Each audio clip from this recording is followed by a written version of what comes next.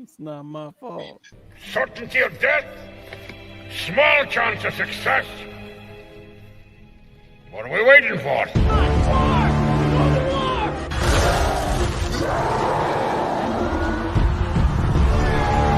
Fellas, I feel this is my lucky day. Brilliant.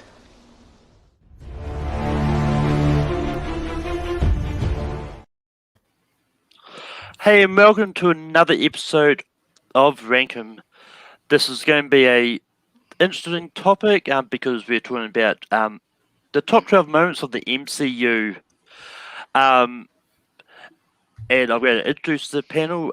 Over here we've got Garth. Garth, how's it going? All right, good to see y'all. This is definitely a topic close to heart. Been a Marvel fan for over 50 years.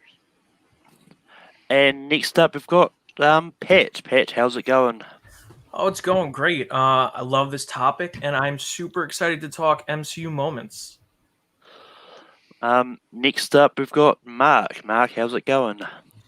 I certainly can't make the flex of 50 years of being a fan, but kudos to Garth on that one. But all good, man. It was Agatha all along. I'm here representing. You cannot have an MCU chat without your favorite MCU boy over here. So, I'm glad to be here. Thank you for having me. And next up, we've got Fat Four's second cousin, otherwise known as Jay Burns. Jay, how's it going? At the exact same point in time, if you're going to have an MCU chat, you can't have it without your number one boy. You can't have it without your number two boy as well. I'm glad to see Necronomicon is making an appearance on a show at once. I can't wait to talk about this, and I can't wait to see how long this show goes because I'm expecting it to be at least 8 hours, Malcolm. You freed an entire day, right? Because this is exactly what's going to happen. Oh yeah, I mean it's only lunchtime for me.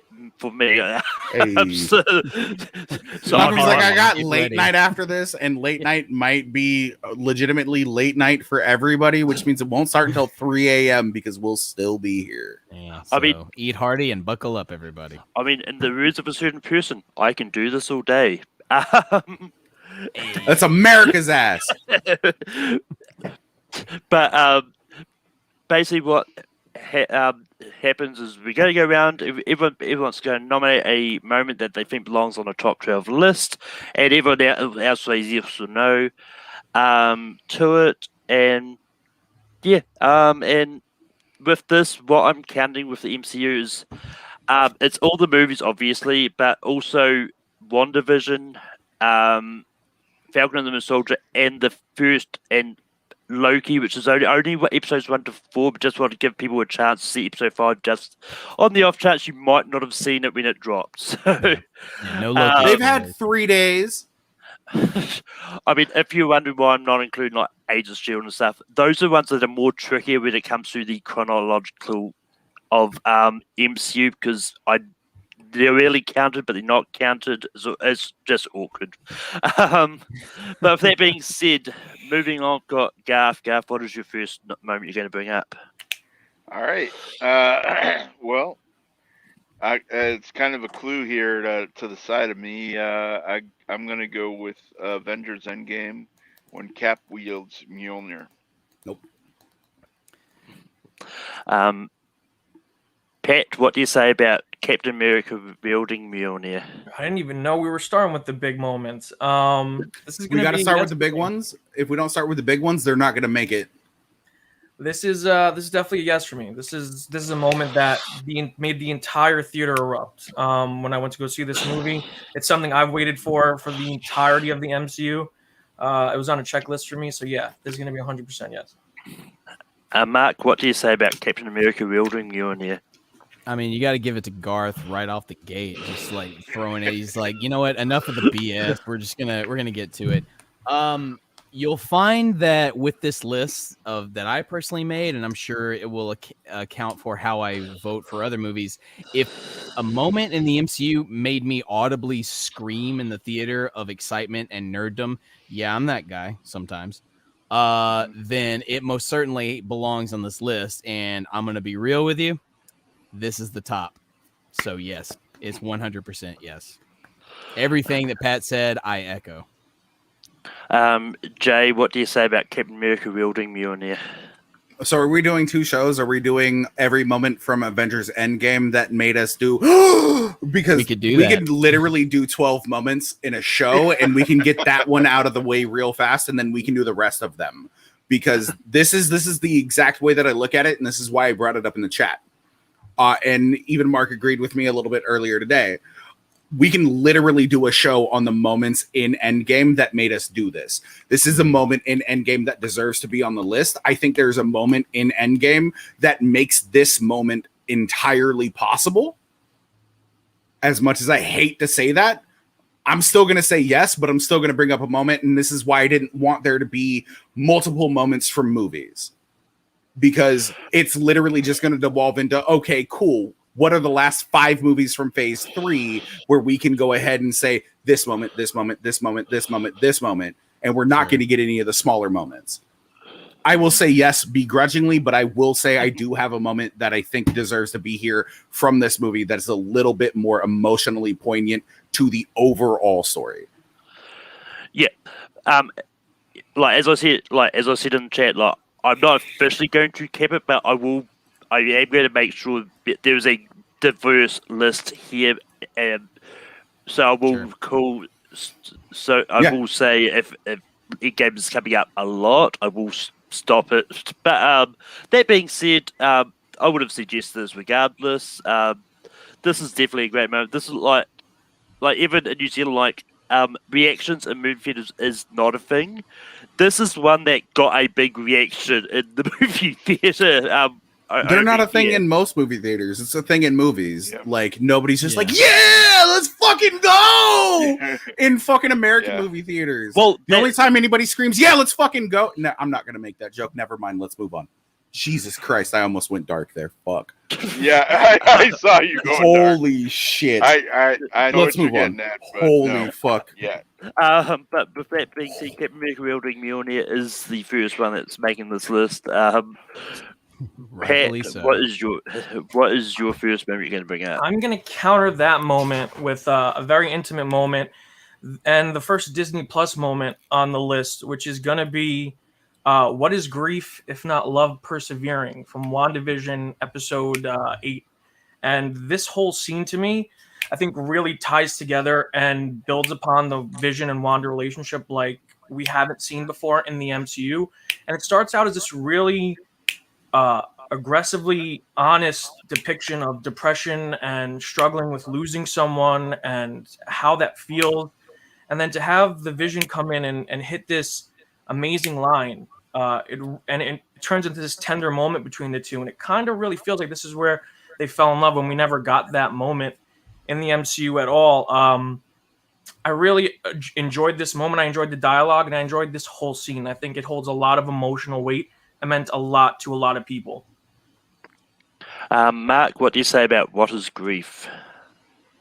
There's another moment in this show that I think definitely deserves a spot on this list. However, it's really hard to ignore how wonderful of a scene this really was.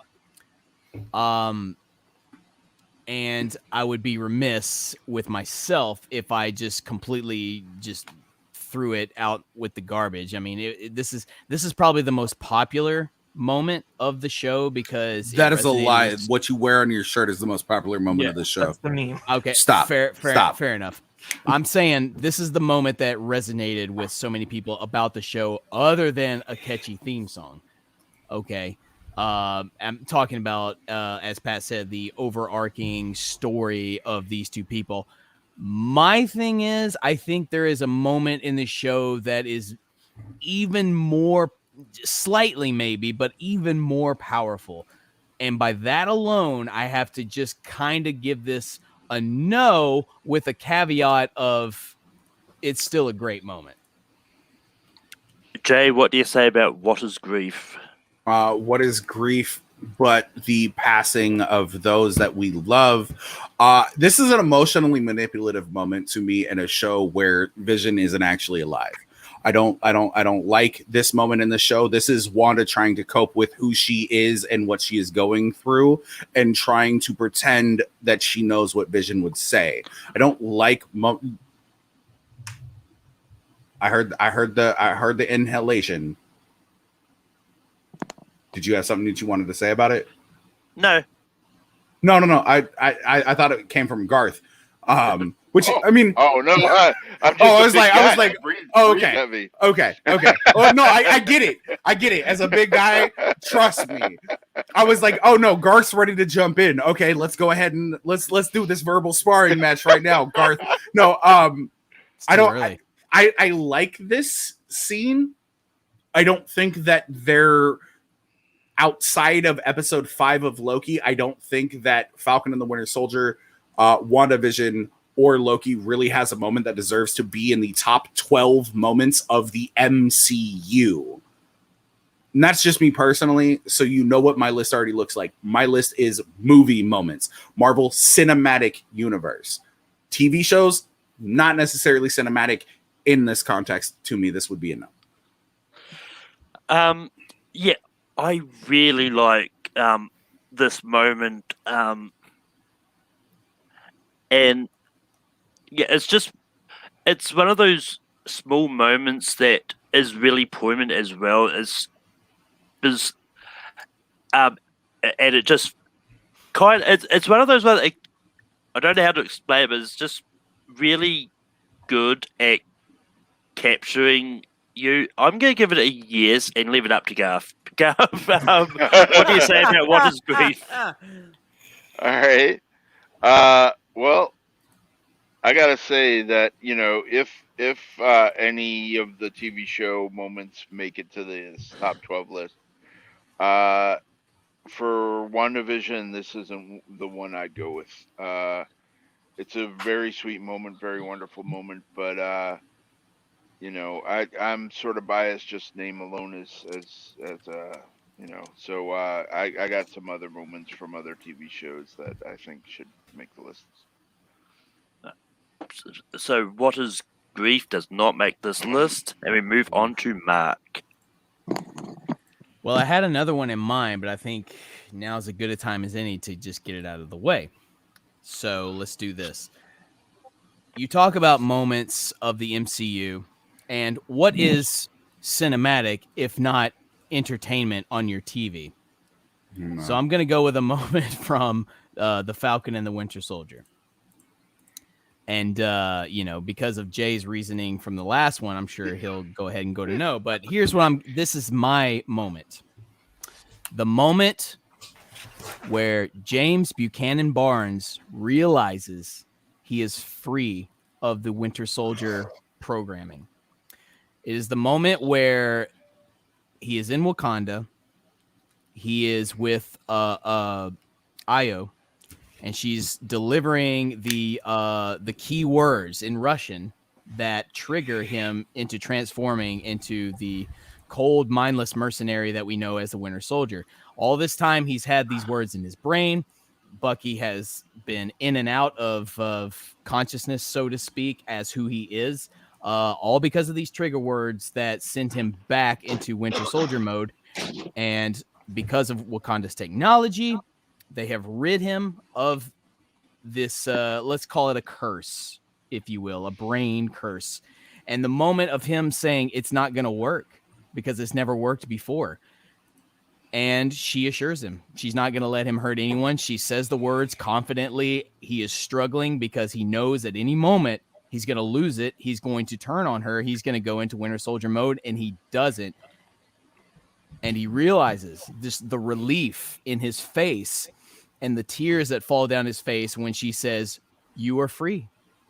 And just the absolute relief. Not only is this my favorite Bucky moment, this is absolutely at least in my top 5 of MCU moments, hands down, just because of what it symbolizes. Remember, we met Bucky when he was just a good old New York soldier, wanting to do the right thing. And then throughout the MCU journey, he has struggled with the fact that he was brainwashed. He spent his years in and out of ice in cryo state, being a killer and not realizing it, well, realizing it, but not being able to do anything about it. And in this moment, he has finally realized he does not have to be the killer anymore. He can just be Bucky. That is my moment. I'm going to move it right over to Jay. Jay, what do you say about Bucky gets free? Bucky is free is what I would call this moment. At that point in time, I will give you Bucky is free, and I will raise you Richard E. Grant classic Loki face right here. I'm a little disappointed because it's not That's the a scene. spoiler. It's not a spoiler. This happened in episode 4, you fuck. So it's not a spoiler. He said no episode 5. If the episode 5 was in, it would be.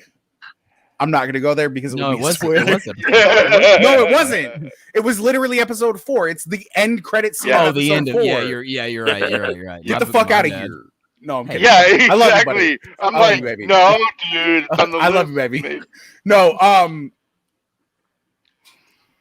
if I was to choose a moment from Falcon and the Winter Soldier, if I was gun to my head, I had to choose a moment from Winter Soldier, especially if it included Bucky Barnes. If it included James Buchanan Barnes, this would not be the scene. Especially if it was James Buchanan Barnes and Io, this would not be the scene.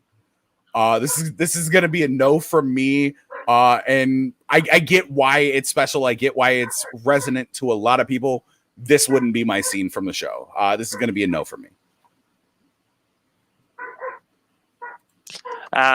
But yeah, this I like this moment when Bucky realizes that he's free and stuff. But I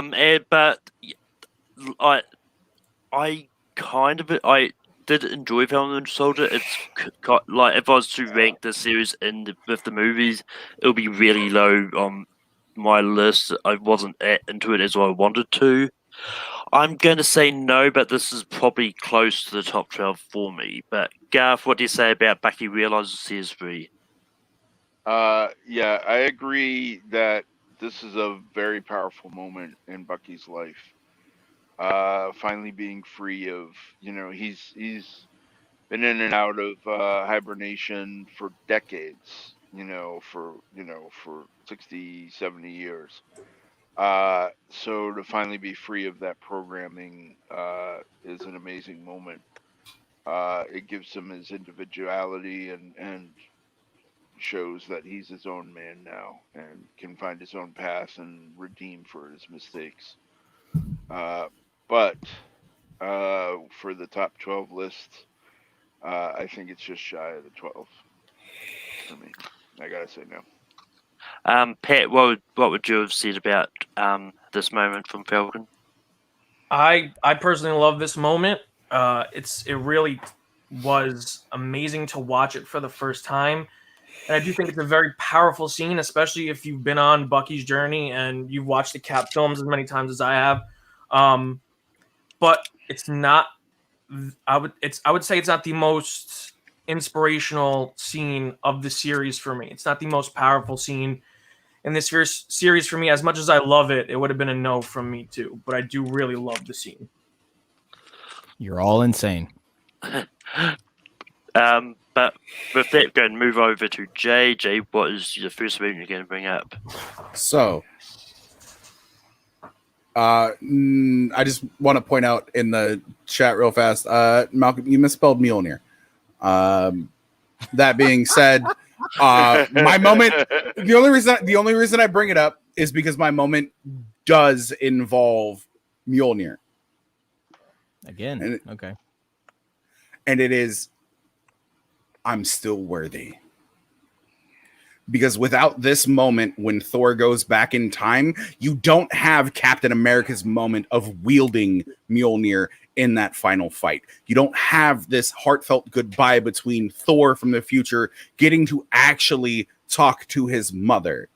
You don't get the Thor who has been defeated to the point where he doesn't think that he's worthy to be the God of Thunder anymore. Thor being able to call Mjolnir Thor from the future being able to call Mjolnir in the past, I think is one of the most poignant scenes and one of the most poignant moments in all of the MCU. Say what you will about the way that they depicted him. If you don't like the fact that they depicted Fat Thor as Fat Thor, but the fact that they gave this man the ability to still close his eyes, hope and pray that Mjolnir would come to him. You know, it takes a minute, but it did. The absolute unbridled joy, love, and purity of his "I'm still worthy" when it flies back into his hands. The elation that this man feels is probably one of the most emotional moments in an MCU movie I have ever been able to experience. I'm still worthy. Thor Endgame. Garth, what do you say about I'm still worthy? Oh, you don't go before me, huh? All right. He's the tiebreaker. You should be the tiebreaker. Okay, this is tough, man, because I love this moment too, man. Shoot. I'm gonna say yes and put it on the others. To shoot it down if they want.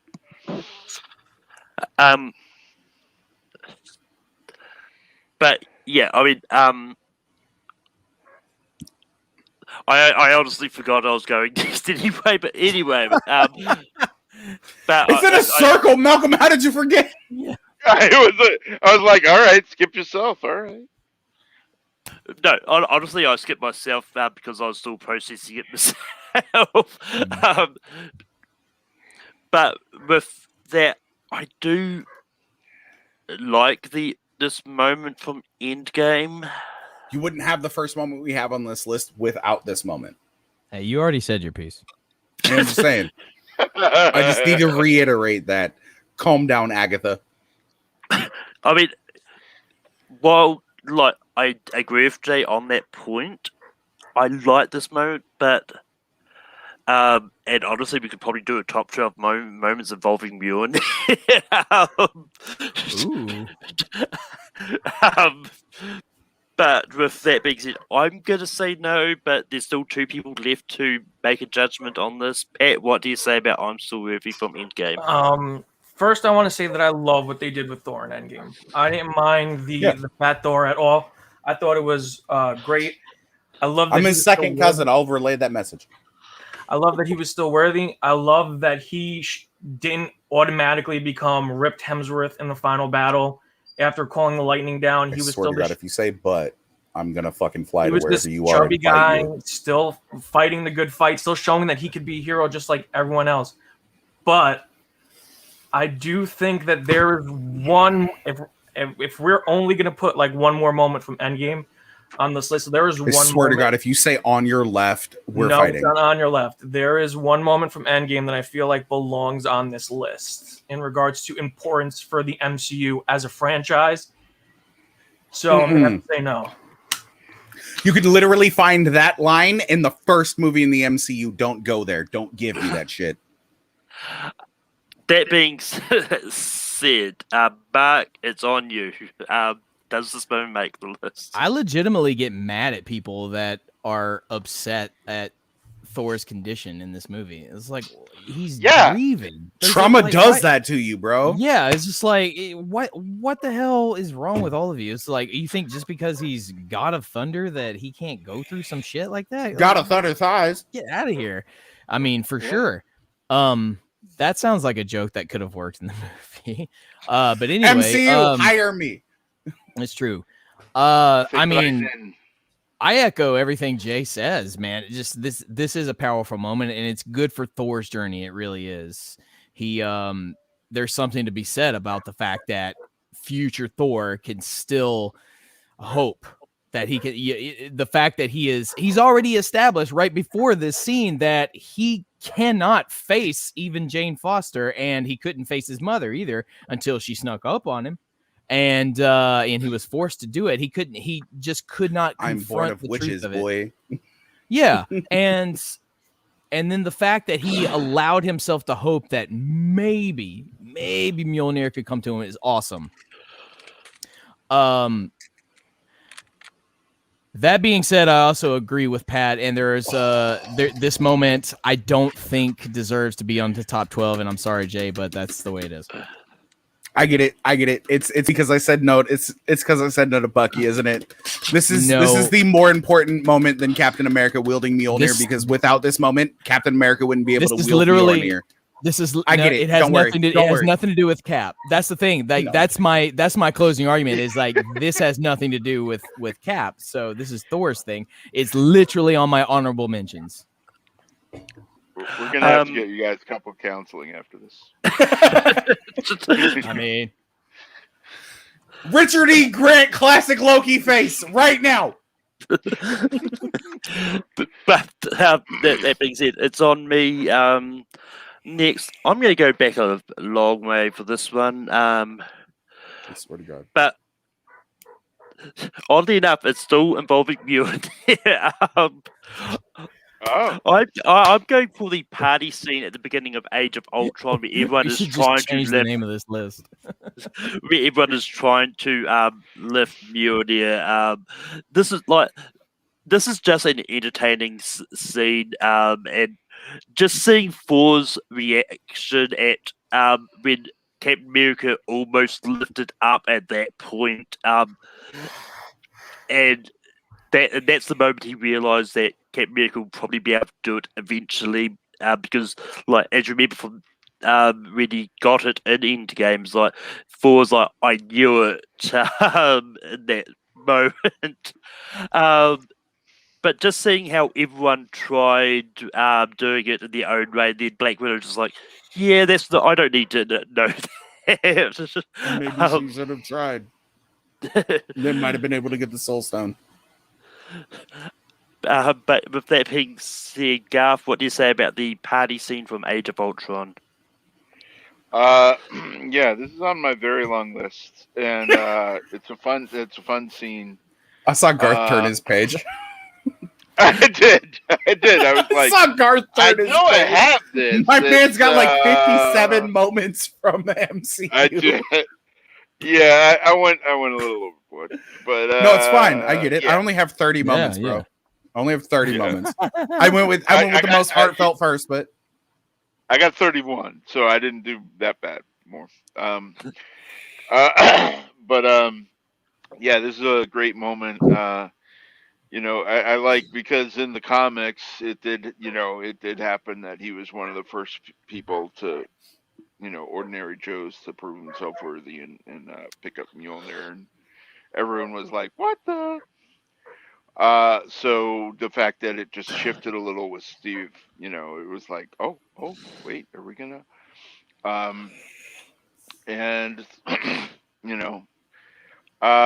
it's a wonderful scene, but it's a little lower down on my list, so I'm gonna say no and leave it up to the others. Pat, what do you say about the party scene from Age of Ultron? I think this is a really great scene. Out of all the scenes in the MCU, this is a really nice scene because it gives us a chance to see the heroes in their downtime a little bit, which is not something we see with all of them together in one room, just joking around and having a good time together. And this scene really helped build that camaraderie. That being said, I feel like there is a scene from Age of Ultron that has a lot more of an impact on me emotionally, and just what it means to be a hero in the MCU a little bit more. So that being said, I'm going to give this one a no as well. Mark, what do you say about the lift party scene from Age of Ultron? I made a list, and this was literally number 5 of my top 5. It is very cool seeing the Avengers in their downtime in this party scene. A lot of people are really down and out about this movie in particular. I am not one of them. I actually think Avengers Age of Ultron is a lot stronger than people give it credit for. Yeah. And this scene is one of the reasons that make it so special. This is one of the few times we get to see Thor humbled. And even though it's a brief moment, it is a setup for later payoff.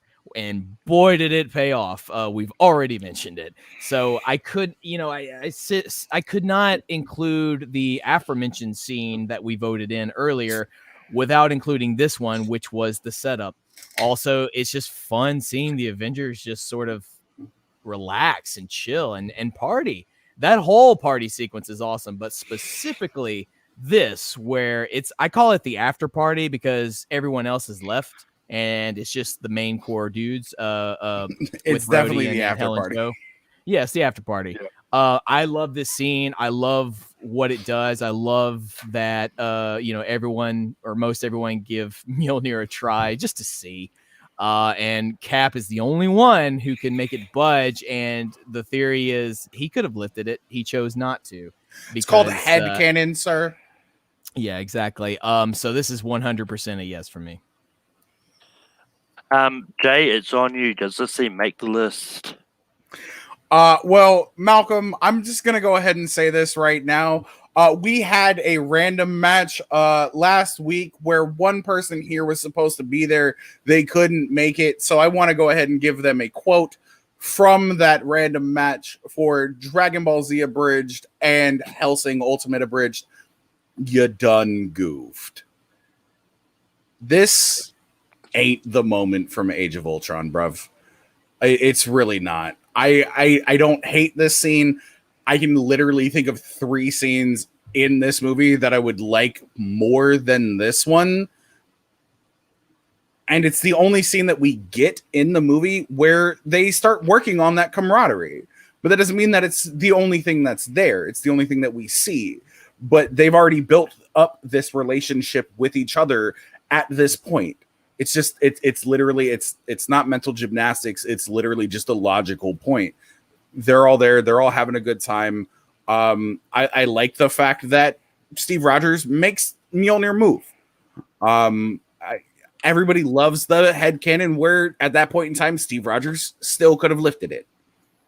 This is going to be a no from me. I don't think that this is the scene from this movie that deserves to be there. I don't honestly think that I have 3 scenes from this movie, and all of them are in honorable mentions. They're not actually in this movie. They're not actually literally the calm before the storm. Anyway, I mean, I didn't see that coming. But anyway, moving on to Garth. see what you did there. Nice. All right. Garth. All right. My next one, my favorite MCU movie and probably my favorite superhero movie of all is Captain America: The Winter Soldier. And so many great moments in this movie. But I'm going to go with the first one I'll bring up is the highway fight with the Winter Soldier when starts with him yanking Agent Jasper Sitwell out of the car and then ripping the steering wheel out from Falcon and all that, and the big fight scene between them all and Bucky. And so that's the moment I'm going to bring up is one of the big moments with the Winter Soldier battling them all. Pat, what do you say? I think Captain America: The Winter Soldier did a really great job at modernizing Steve Rogers, especially his fighting style, and the action sequences in this film were great. That being said, with a character like Steve Rogers and a list of only 12 slots, I think that there are many more meaningful moments from him in the MCU that deserve to be on this list that not only define the character but define heroes in general. So as much as it pains me to say it, because I really do love this movie, I'm gonna have to say no to this one. Mark, what do you say about this scene from Captain America? That whole sequence is incredible. It really is. It's just good action, and not the moment, the confrontation with Winter Soldier and Steve alone. Just that little fight sequence, as brief as it is, and the revelation behind it is really, really impressive and really, really great to watch. But there is a moment in this movie that I think trumps that scene, that whole sequence, quite heavily, just in the sense of the overarching story, the overarching flow of the MCU in general. And so for that reason, very much by a margin, I have to say no. Jay, what do you say? If Garth had chosen the scene and then said, but you put it to Toxic by Britney Spears, this would have been a 100% yes from me. That being said, there are two moments in this movie that are way better than this fight scene. Also, one of them involves Jasper Sitwell, and it's definitely not this one. This would be a no from me, dog, as Randy Jackson would like to say. But yeah, sadly it doesn't make the list. I probably would have leaned towards no as well. There's a lot of good moments in the Winter Soldier. I'm not going to lie, but this to me is probably not one of them. And with that, we move on to Pat. Pat, what is your first moment you're going to bring up? I want to talk about a often overlooked MCU movie and a very intimate moment in that movie, and that's Captain America: The First Avenger. And it's the scene where Dr. Erskine says, No. "Be a good man." It builds everything that we need to know about Steve Rogers. He's explaining how the super soldier serum works, and he says, whatever happens tomorrow, remember, don't be a perfect soldier, be a good man. Continue to be a good man. And it gives us Steve Rogers for the MCU. It's not that he changes, it's the world changes around him, and he's able to change people for the better. And this very intimate scene between these two characters shows us why this person is so special. It gives us everything we need to know about this amazing character, and his amazing journey basically is laid out here. And all the good he does, and he's just a good man trying to make his way in the world, trying to do the right thing.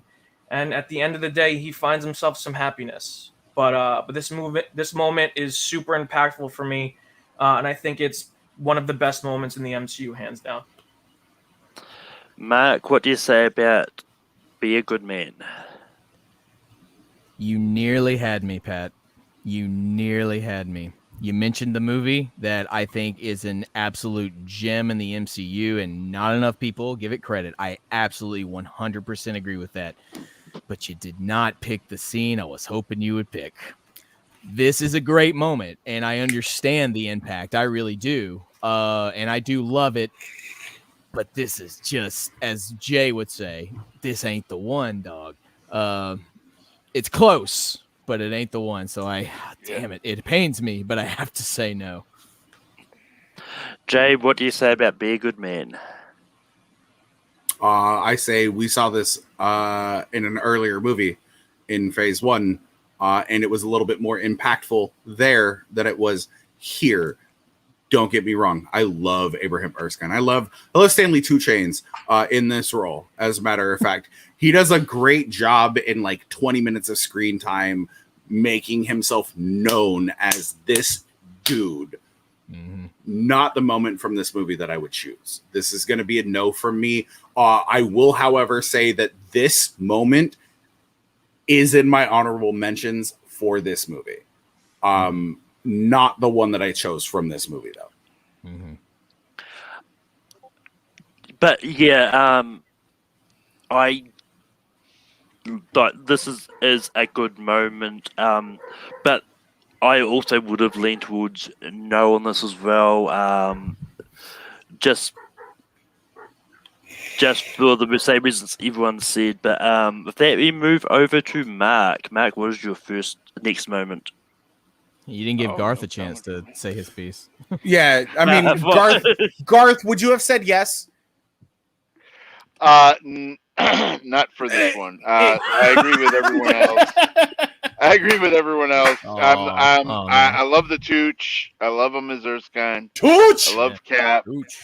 But of the moments from this first Avenger, I got some others. I got quite a few others. Yeah, that's 100% fair. That's a lot of these movies. A lot of these movies in the MCU, we could do a top 12 list on by themselves. This is 100% fair. This is certainly one of them, and if we were doing that, this one absolutely makes it. In my opinion, the top 3. It's top 5 for me. Yeah. It's top 5 fair for enough, me. But yeah, me too. But Same. since we're doing overall MCU and we gotta like Pat, narrow I it don't down hate you. No, not at all. I want that to be known. No. Yeah. I'm not yeah. doing I this hear out We of got spite. over 20 movies no, and don't worry, I don't 3 feel TV slighted. shows. Yeah. So yeah. Yeah, I this is- understand completely. This is a 25 difficult. film franchise. I understand Uh-huh. completely. 23 film franchise, 3.5 shows. And so all that being said, this is tough. So, and we're making just such great headway with this list. Aren't we? by the We way. have For those we of have you a keeping whole score, we ass got one. I got We have a one. whole ass one. So I'm gonna go ahead and go for broke and for another one here. Again, as I mentioned before, if a moment can make me audibly gasp or cry out loud when watching it for the first time, that's a win. It happened with the aforementioned one we've selected, and then it happened this time because I did not know if they would have the balls to do it, but they did. You should have gone for the head snap, the Thanos snap in Infinity War. Now, granted, this is another one we could do a top 12 list of great moments of Infinity War. I think I fall in love with Infinity War more as I watch it, and there are a lot of moments to choose from. I struggle with this one. I actually think I have 4 on my honorable mentions alone, but this is the one I didn't think they'd have the balls to do. I thought they might spin it into something a little bit different. They might do find a loophole to whatever, I don't know. But as a lover of the Infinity Gauntlet storyline in the comics, like I absolutely love it, and that is one of my favorite panels, just artistically alone, of comics, is Thanos snapping, just making the decision, I know what to do, boom. And the fact that they actually did it in the MCU, and that people that weren't comic fans had no idea that was coming, had no idea the fact that this movie was about to end on the biggest bummer. They didn't. It's just I will not forget leaving the theater.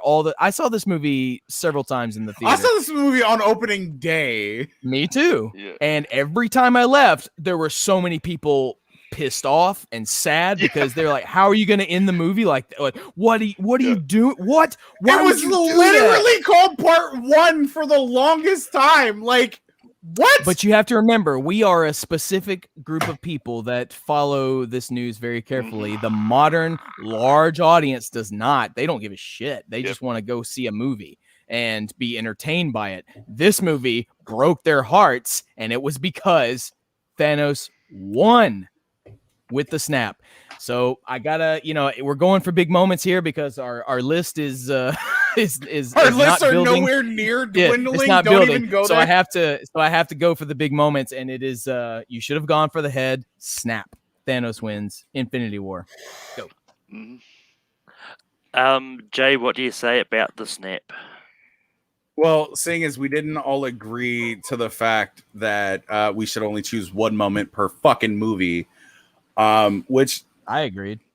kind of chaps my ass just a little bit, but it's more along the lines because these 2 movies right here, Infinity War and Endgame, you could literally make an entire show out of. You could make 2 shows out of both of these movies, choosing 12 from each. So you could make 4 shows out of this.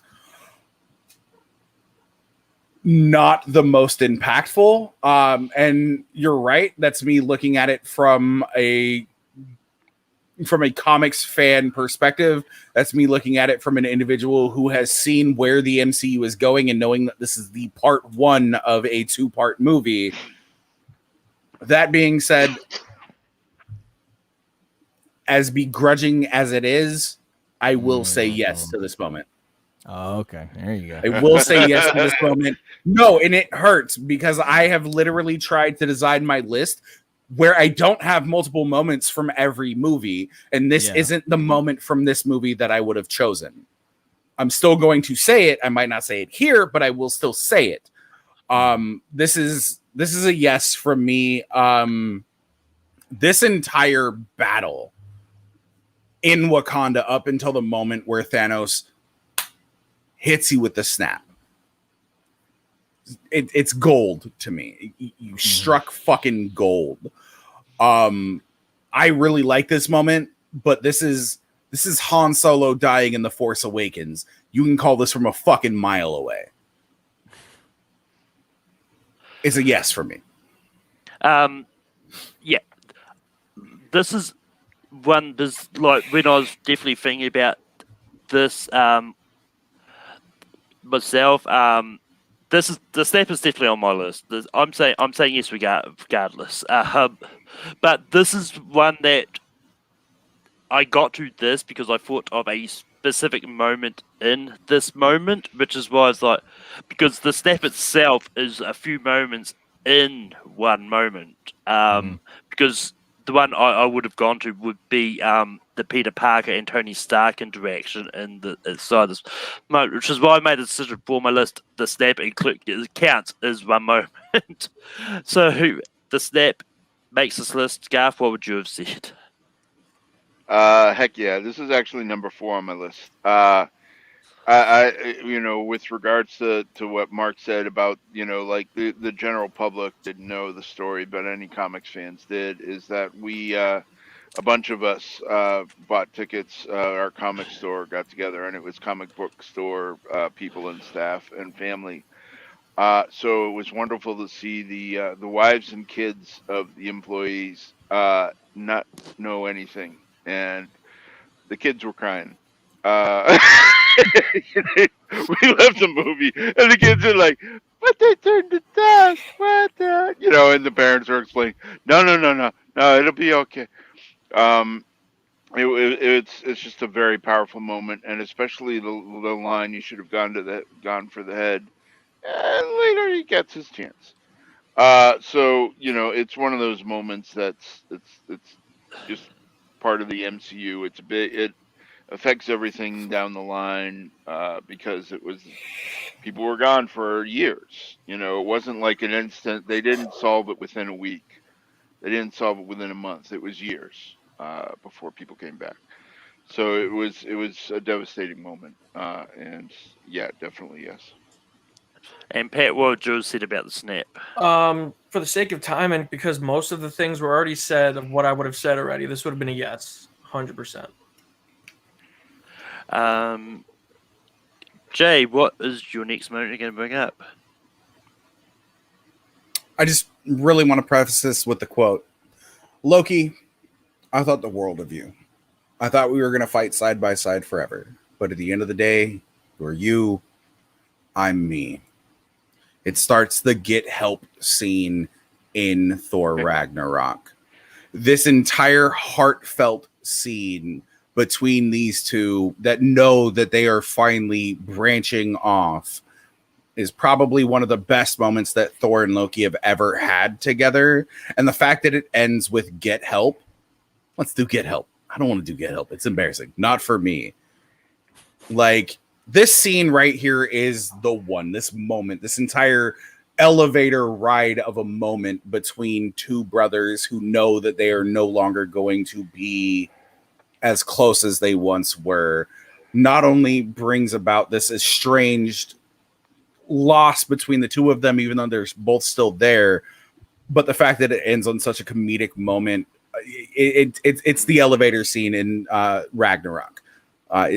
I call it the get help moment because it ends with get help, but it's everything that is before that as well. As soon as they step into the elevator, Yeah. I see what you're doing. You're trying to bait me into saying yes to a movie directed by a New Zealander. I really wasn't going there because I have a different quote on my board. Yeah. Highlights for maybe something coming up later. But that being said, this is literally my second favorite movie in the MCU. Malcolm, what say you? Yay or nay? I mean, I love that yeah, Jay just took over hosting duties. but anyway, I do like this moment from Ragnarok. It's not the moment for Ragnarok I would have gone with himself. So I'm going to say no. Garth, what do you say about Get Help from Thor Ragnarok? Yeah, it's a wonderful moment. Touching moment between adopted brothers, and funny moment at the end with them throwing him.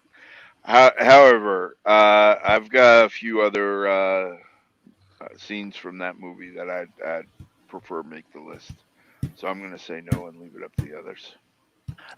Pat, what do you say about the get help moment from Ragnarok? In regards to the relationship between Thor and Loki, like they've been on a pretty crazy ride from Thor to Infinity War at the moment.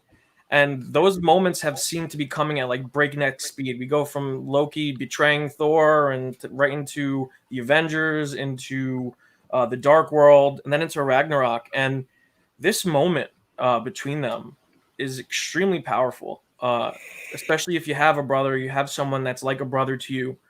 And it's a very honest moment. And it shows that Thor's taking up his responsibility and he's starting to get wise to his brother and he just wants to have an honest conversation with him. If I had to pick a moment between the two of them in the MCU, this one would probably be my favorite. So I'm going to say yes. I'm going to say yes to this one. Mark, it's all on you. What do you say about get help from Ragnarok? For the sake of time, no, because everything is negated by Loki when he betrays Thor right after the get help moment. He doesn't him. betray him. Yes, he does. He tries. Betrays him. He tries, but that's the thing. God. Thor knows, but Loki still betrays him, and that's the thing. And of the Ragnarok moments, I love this moment to death. I really do. But as you say, this ain't the one. It's close. This is the one in this movie, bruv. It's close. No, it's not. I'm falling for 30 minutes. I swear to God, if you say it's the moment, minutes, I'm fucking disowning you as a fucking family member. No, that's not the moment, but that's great too. But no. There's a moment shortly after your moment that I think is the one, and unfortunately, I have to say no, bro. I know. I knew I was gonna break your heart doing this list. Right. Jay's totally gonna throw you later. I mean, probably. We can play get help. You're fucking breaking my heart, bro. We've got the second best moment from Avengers. Oh my God. Anyways. But with that, get help does not make this list. And it's on me next. I'm going for another moment involving Loki, and this is low-key my favorite moment involving him. I'm going for Puny God, where Hulk just completely takes out Loki, but just smashing him into the ground in Avengers. It's just a simple moment, but to me, it's just one of my entertaining moments that I really enjoy. I could watch that clip on a loop a lot of times. But with that, Garth, what do you say about Puny God? Yeah, that's on my list. It's down number 20 or so. But it's a really funny moment, and at the time it like blew everyone away. It was like, whoa, wait, he's tossing him like a ragdoll. And it's a great moment. Jay just up and left. He can't he's still there. He just turned his camera off. Okay. But anyways, so I'm gonna say, from the Avengers, I'd rather some others make it in. So I'm gonna say no and leave it up to the other three. Pat, what do you say about Puny God from Avengers? For the sake of time, I love this movie. It was great seeing it in theaters. I don't think this is the Hulk moment from the Avengers, let alone the moment from the Avengers. So I'm gonna have to say no. Mark, what do you say about Puny God from the Avengers? It was cool to hear Hulk actually talk in the Avengers, even though that he could have talked more. It's fine, but no, this is not the moment in this movie for me, so I have to say no. And Jay, what about you? It's ain't even close to the top 5 moments in this movie, bruv. And there's so many better movies that happen in the MCU. This is going to be a pass for me. And moving along, we've got Garth. Garth, what is the next moment you're going to bring up? All right, I'm going to dip back into Captain America, the First Avenger. He's a huge Cap fan, really loved it. And for me, the moment I'm going to pick that shows Steve Rogers' character is when he dives on the hand grenade, thinking it's live, and he shields it. Get back, and it shows his heart. And at that moment, Erskine knows that this is the guy. This is the guy who's worthy and will become a great person and become a good man. And it just shows his character to the bone. And I think that's the moment he proves that he's worthy to be Captain America. Pat, what do you say about this moment? Oh my God, this kills me because I love this moment. I love this movie. I've watched this scene dozens, if not hundreds of times. I'm gonna have to say no. If not my moment from this movie, there are a few others that I think of that represent this movie a little bit better than that one. So I'm gonna have to say no on this one. Mark, what do you say about the moment? This is absolutely the moment from this movie. It is absolutely the one. It's right there on my list. This is the one. Without this moment, you don't get the guarantee. You don't get the affirmation that you understand that Steve is the guy to take the serum. I know it's in the comics, it's already written, what have you, but I mean, to the movie going audience, you need to believe that this is going to be your Captain America. This is absolutely the moment. Absolutely it is. I could go on and on, but I won't. So yes.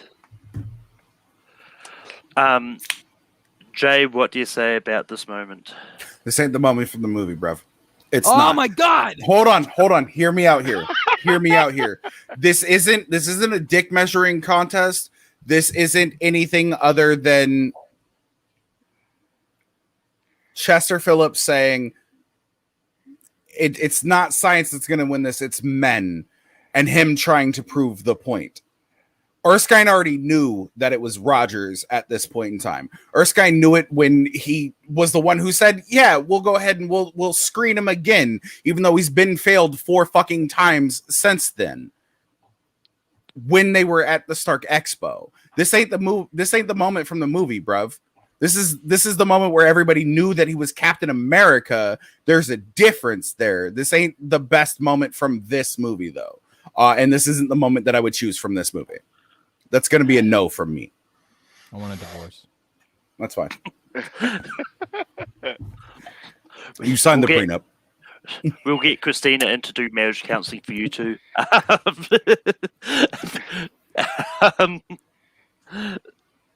But that being said, it's going to turn into Kramer versus Kramer, isn't it? I'm not making anything There's no kids. But that being said, we got to divide that MCU up evenly. We got to divide 23 films up evenly. Damn it.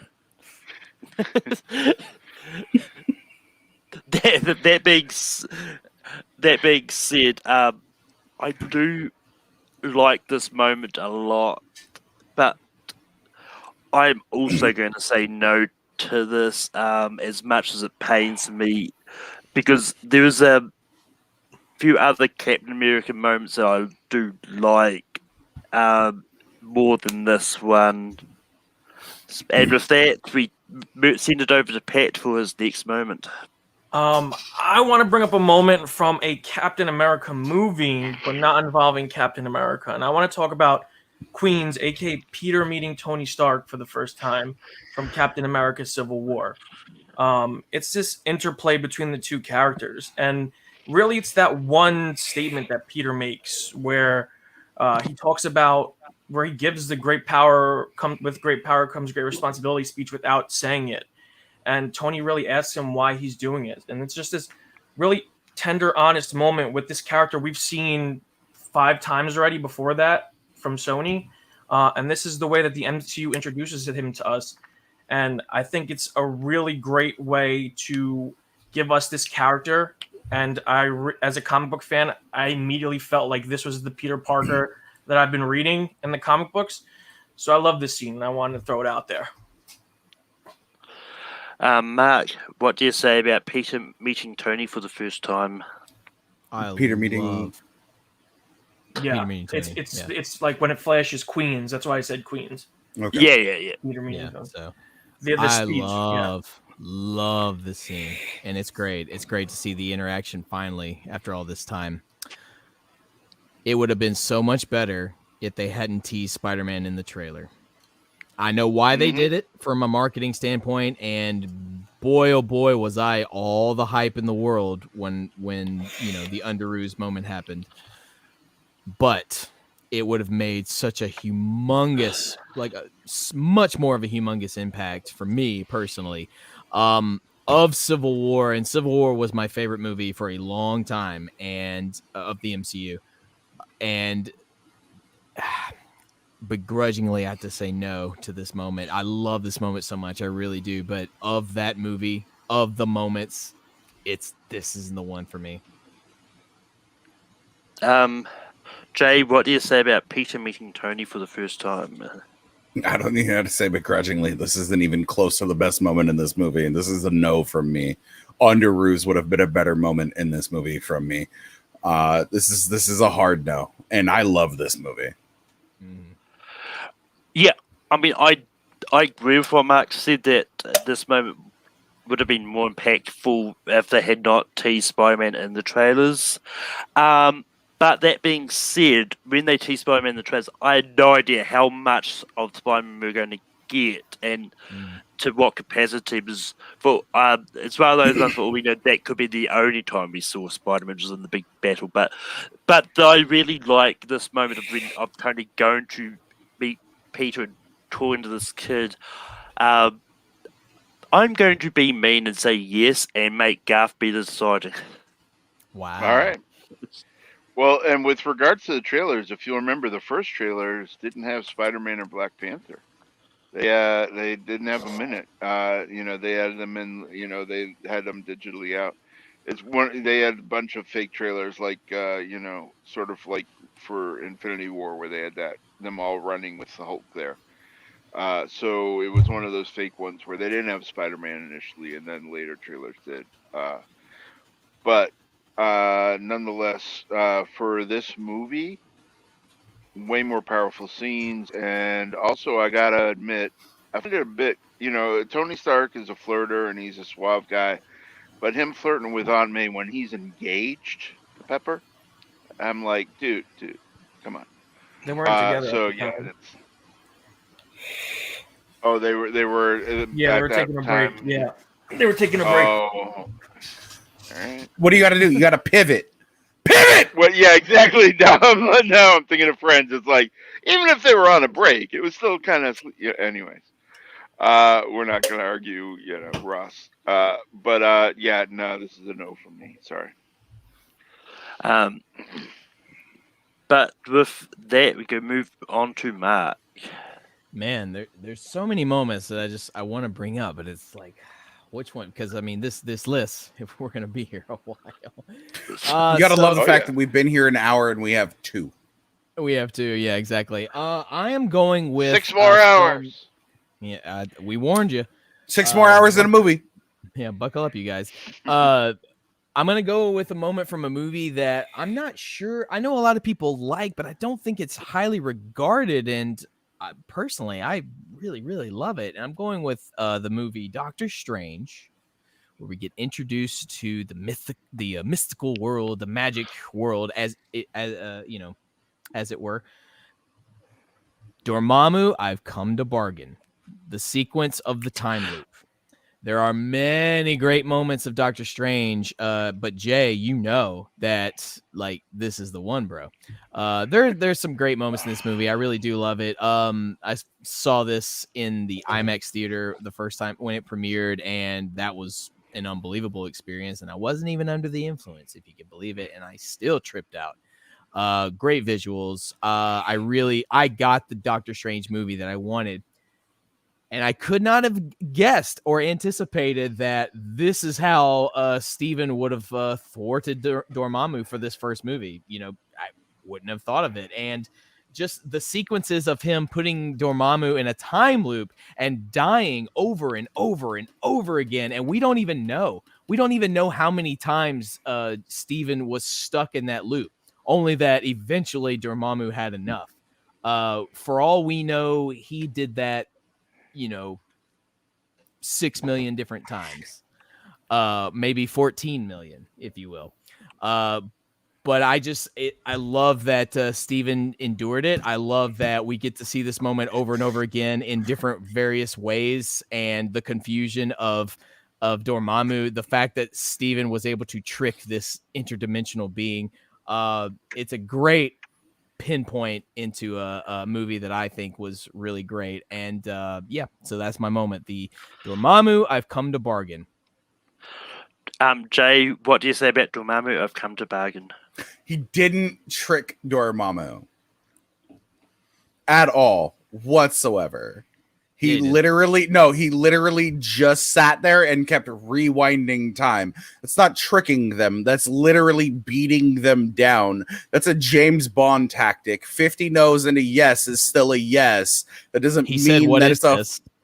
That doesn't... He said, what is okay, happening? but he's a fucking monster beyond time. He tricked him. This is not the moment from this movie. No. This is not the moment from this movie.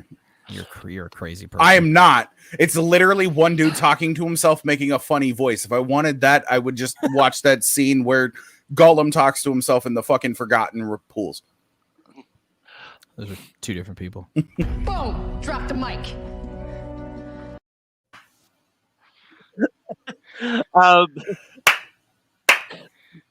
That being said, I like the scene, but No, God! No, God, please, no! No! No! No! but this is not the moment I would have picked. Is Rue fucking producing this show right now? I know. Malcolm's been doing this on a few shows. He's stepping up his game. But Garth, what do you say about Dormammu? I've come to bargain. It's down. It's in my my 31, but it's way down there. This is 31. This is 31. That's a no, bro. Come on. It's on my second page. Let's just say that. I gotta say no. Pat, what would you have said about Dormammu? I've come to bargain. I would have said yes. I like this moment. It's a really great moment in the film, and it's very refreshing to see a moment like this in a Marvel superhero movie. So yeah, I was gonna say yes. But with that, we move on to Jay. Since we're just putting all of our fucking villain takes out there right now, let's go ahead and get probably one of my favorite villains out of the way so y'all can shit on it, and we can go there. Bury me in the ocean with my ancestors that jumped from the ship because they knew that death was better than bondage. Killmonger's death scene from Black Panther is my choice. Yeah, I like this moment. I do think it is a very impactful moment, so I'm going to say yes. Garth, what do you say about Killmonger's death scene? Yeah, this is on my list, and it's wonderful because he's like, we got this Wakanda tech, man. We can probably save you, and he's like, nah, I'm done. This is the end of my journey, and that powerful line that Jay just said says it all about the character. That he's like, nope, I tried, I did my best to fight my fight. It's over now, and it's a powerful moment. So I'm going to say yes to it. And we get our third moment on this list. Pat, what do you say about Killmonger's death scene? Oh, I have this on my list, definitely. It would have been a yes from me no matter what. Both T'Challa and Killmonger are great in the scene. You see the regret in T'Challa's eyes. You see that he wants to help. He regrets doing this. He wishes that there could have been another way. He wants to be a better king than the kings that came before him. So I think for both characters, this is an amazing scene. So absolutely yes. And Mark, what would you have said about Killmonger's death scene from Black Panther? Well, just for the benefit of the chat, I'm going to drag this out because, yeah. So here you go. Jay, let me explain something to you. I had moments from this movie. And yeah, Was this this one not would one have of made them? it. So yeah, no, it's yes. This is one. This is why I wanted to hop on call before, so we didn't have to have a 9-hour show. But no, you were busy. I was being a boyfriend. Sorry. I know. It's fine. What up? I bet she's still in the chat. I don't know. I haven't been looking at it. But anyway, it's on to me. For my next moment, I'm going to go for I'm Mary Poppins Shell from Guardians of the Galaxy Volume 2. This is one of those. It's a small moment, but it's just a fun moment when you got Yondu has no idea about anything that any Earth pop culture things. Like, and when Peter Quill just goes, "You like Mary Poppins?" Like, is he cool? It's like, yes, he's really cool. I'm Mary Poppins, y'all. So I think it's a fun moment from the Guardians movies. Garth, what do you say about I'm Mary Poppins, Joe? Yeah, it's a really good moment. I really enjoy it. It's on my long list. But I gotta say that for me, actually, there's some other moments that I gotta go with from that movie. So I'm gonna say no and leave it up to the others. Pat, what do you say about I'm Mary I've heard that from Garth a lot.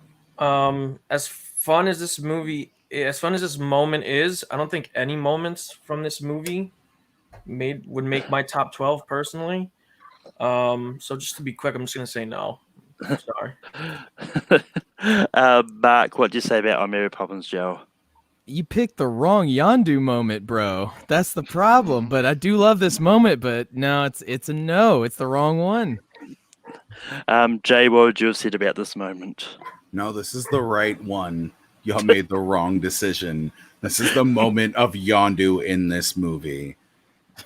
This is the moment of Yondu in this movie. Nah. Yeah, no, 100%. It doesn't matter. It's already off the list. I'm gonna take it out of my top.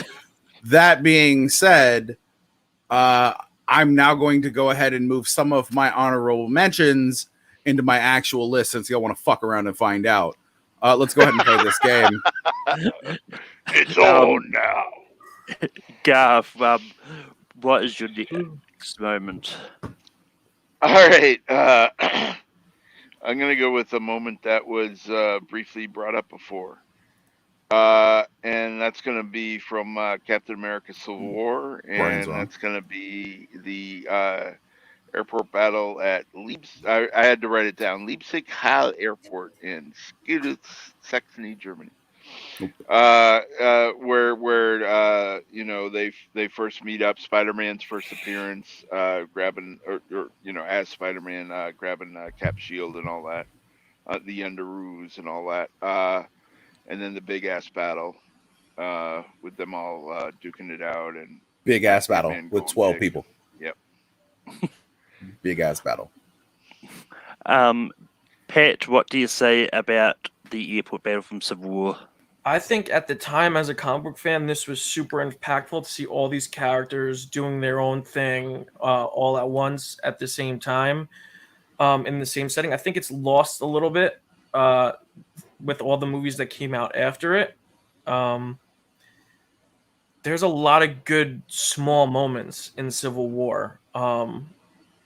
As much as I love the airport battle, I would probably say no to this just because there are a few other moments that I think would be better from this movie.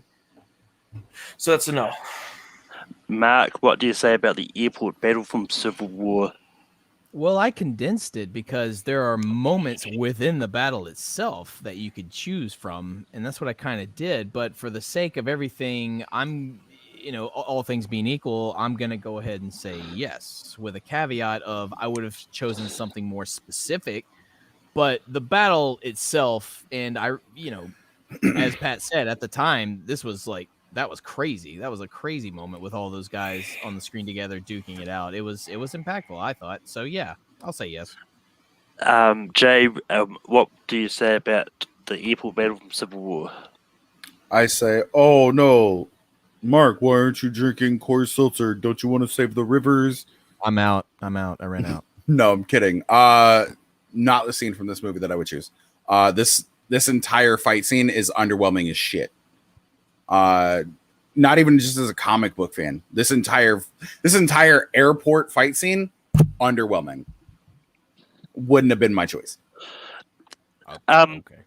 That's a But statement. yeah, which means it falls on me to decide. But yeah, I also agree with Mark that there was a lot of small moments in this, but and that being said, just like with the snap, I condensed this one down because when you think about it, this is one of those ones that whenever anyone talks about Civil War, they're always talking about the airport fight scene and nothing. That's a 100% lie. Hey, There is one more fight scene in this movie that people talk about more than this one. Yeah. I don't even want to hear that. well, what I was meaning is, I'm not saying everyone. I'm just saying a lot of literally said times. everyone. Rewind. Well, New Zealand population is much smaller, so it's like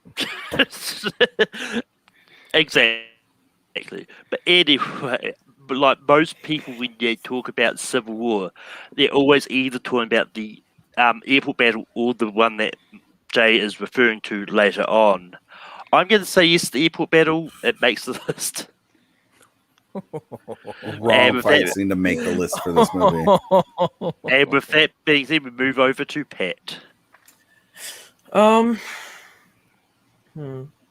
know what? I just want to see what everyone else's thoughts are on this moment, because I definitely do think this is a cool moment still to this day. I think it holds up. I'm gonna say the Monaco Race, the briefcase armor from Iron Man 2. I think it was one of the coolest moments in the MCU. That whole suit up sequence, the whole, us seeing the briefcase and Tony fumbling to get it and Whiplash jumping onto the racetrack. I think it was a really interesting sequence, and I kind of liked seeing the evolution of the Iron Man armor in that way. Yes, it was in the trailer, but I don't think it impacted the quality of the scene watching in theaters anyway, because it still felt really exciting. It was probably the best part of that movie for me. So yeah, I'm going to say the Monaco Race from Iron Man 2. Mark, what do you say about the Monaco Race from Iron Man 2? when you talk about cool scenes from this movie, and again, I think I may be one of very few that don't hate Iron Man 2. Of scenes that are cool in this movie, this is definitely one of the top tiers. But this is not the one for me that I would say deserves its spot on the list. There's another one on there that I would have chosen, so I gotta say no. Jay, what do you say about the Monaco Race from Iron Man 2? I would like to say that I am anti DJ Khaled. It's not this one. No, not at all. Yeah, I'm also one of the ones that likes Iron Man 2.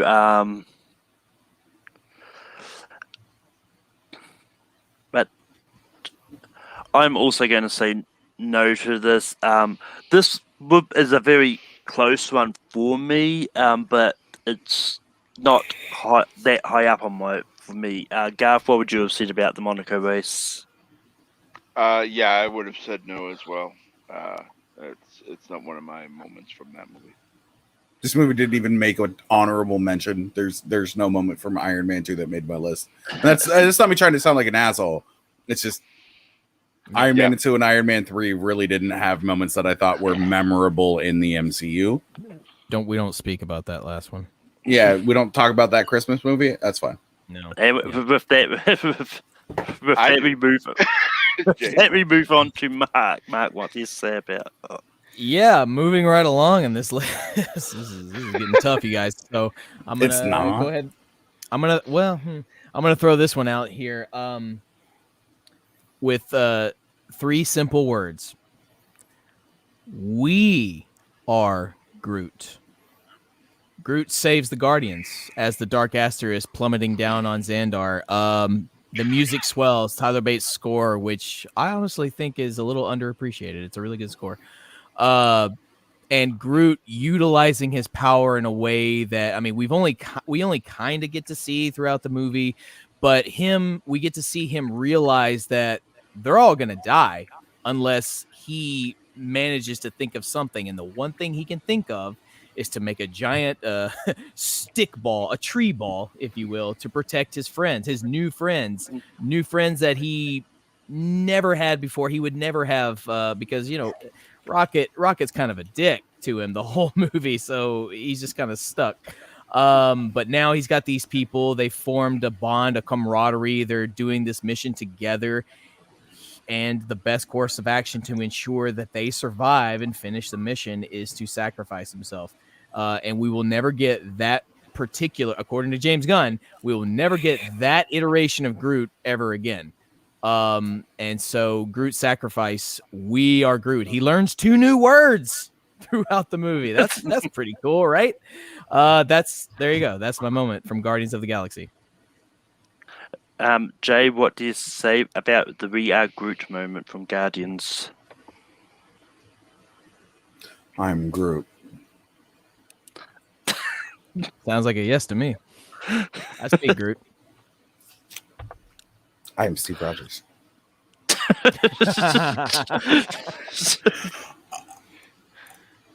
There's a more poignant moment in this movie that I think drives more character. You know I'm right. That's the worst part about it. You know I'm right. And that's the worst part about it. For sake of time, I'll say yes. Just fuck it. Get it out of the way. It's going to be number 12. If it gets accepted, it'll be number 12. Yeah. I love this moment from Guardians. So I'm also going to say yes, it makes the list. Garth, what would you have said about We Are Groot from Guardians of the Galaxy? Yeah, it's a fun moment, but I'm gonna go against the tide here and say no. Wait, how does it make the list? Fun moment. How does it make the list with just me and Malcolm? Well, Mark, you don't count. I do count. That's how this works. The majority, Mark counts because the person nominating it does. Yeah, count. That's booty. Oh, so it's only we've got an even amount of people. Then forget I said no. I said no. If my vote doesn't count. I don't want to be the baddie. Anyway, Pat, what would you have said about We Are Groot? I do feel like for me personally, there's a scene in this movie that's more emotionally resonant. But yeah, I would have said yes. I love this scene, yeah. Definitely a tearjerker. But with that being said, Jay, what is your next movie you're going to bring up? Oh, I've got so many, and I really want to bring one up from this movie, just a one-up mark. But I'll hold off on it. So I'll hold off on it. Do it. You're not do it. Fuck you. I'm gonna hold off on it. And it is Adrian Toomes driving Liz and Peter to the prom in Spider-Man Homecoming. This scene right here is a masterclass in how to build tension and reveal a villain that you already know, but your main character doesn't know. This right here, the shades of green and red that play, let alone the pistol that comes out at the end. Oh, spoilers. A pistol comes out at the end of this fucking scene. This entire car ride is probably one of my favorite scenes in the MCU. Not even bringing stakes into consideration, but more along the lines like looking at it as this is an adult trying to strong arm a child who knows that that child can fuck up his entire operation. Yeah, it's Adrian Toomes and Peter Parker in the car on the way to prom. Vulture, Spidey, prom ride. That's what I like to call it. Vulture Spidey prom ride. This is a fun moment from Homecoming. A fun moment? Well, I mean, it's a like as in terms of watching the interplay and the talking and all that. But there's a few other moments in Homecoming I think trump this a little bit more. So I'm going to say no. Garth, what do you say about Spidey Vulture prom ride? Hell yes, this is in my top 10. We see when Peter first shows up to pick up Liz and comes in the house, he knows, oh crap, this is but it's in the car ride that Vulture realizes, oh, this little shit is Spider-Man. And he's not only is he dating my daughter and taking her to prom, and who knows what he wants to do with her, he's gonna fuck up my whole business and my whole life, and get me thrown in jail, possibly injure me, maybe kill me, who knows. So it's a very powerful moment, and it's like a scene out of like some sort of like Heat or Godfather or something, where it's this like very tension moment between two people, and it's like, I now know who you are. You now know who I am, but we got to play it cool because my daughter's coming back in the car in a moment, or my daughter's in the car. So, so it's a very powerful moment. Peter, let me talk to you for a second. Yeah, yeah. Pat, what do you say about Vulture Spidey car ride? This is also in my top 10, so this is going to be a yes for me right off the bat. But yeah, there are better super heroic, like there's better Peter Parker moments in this movie, absolutely, but we really haven't gotten a scene like this before in a movie like this. And just to see Michael Keaton doing it, man, it's just, he's so threatening in this scene. And you feel the tension as he starts to figure it out. Peter knows, and you see him start to calculate it in his head. And just that, and where it all ends up outside the school with that pistol, it's a great scene. Definitely deserving to be in the top 12. Mark, what would you say about Vulture Spidey car ride? It's literally my number 10. Everything Pat said. There you go. Yes.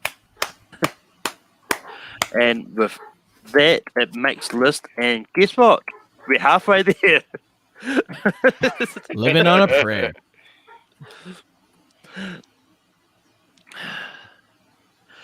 But with that being said, it's on me next. I'm going for a simple moment. I'm going for a moment from Ant-Man, which I really enjoy. I'm going for Luis explaining how he found out the heist to Scott with his long-winded tale, which includes a Stanley cameo. Look, this is well, that's a different Luis with Stanley. That's not about the heist. That's about the Falcon seeking him out, because I have it on my list. That's the moment I'm actually thinking. That's the moment I'm actually thinking of. I probably. Yeah. I mean, it's got Anna and Stanley and stuff in it, where it's the museum and all that, and that's about it's about him talking about how the Falcon is like trying to track down Ant-Man. But anyway, I mean, it's a fun moment. I mean, it's one of those ones. It was tough for me to pick whether I picked this one or I picked a similar version of the scene from Ant-Man and the Wasp, because both do the same thing and really entertaining. It's why ultimately I decided to go for the Ant-Man one. But depending on how this goes, I might end up bringing up the other one later anyway. But Garth, what do you say about this scene? Yeah, this is my number 10. There's a few Luis scenes. There's a couple in Ant-Man, and then there's one in Ant-Man and the Wasp. And I like this one best. It's it's showing that the Avengers that Ant-Man is now on the Avengers radar. Falcon is looking for him and stuff, and uh, you know, Ant-Man's trying to set up to meet and stuff, and Louise is explaining it all, and the people involved in it. Anna Canna, I'm a big fan of her, and Stan Lee and etc. Yeah, that's groovy, man. And as the bartender, it's a very fun scene. So yeah, this is 10 on my list. Definitely yes. Pat, what do you say about this Louis scene from Ant-Man? I love Ant-Man. I really do. It's one of my favorite MCU movies, and I even appreciate Ant-Man and the Wasp a lot more than most people. Luis is a great character. That being said, I think I'm gonna have to go no here, just because I feel like there are some better moments out there for us to choose from. Mark, what do you say about Luis's tale from Ant-Man?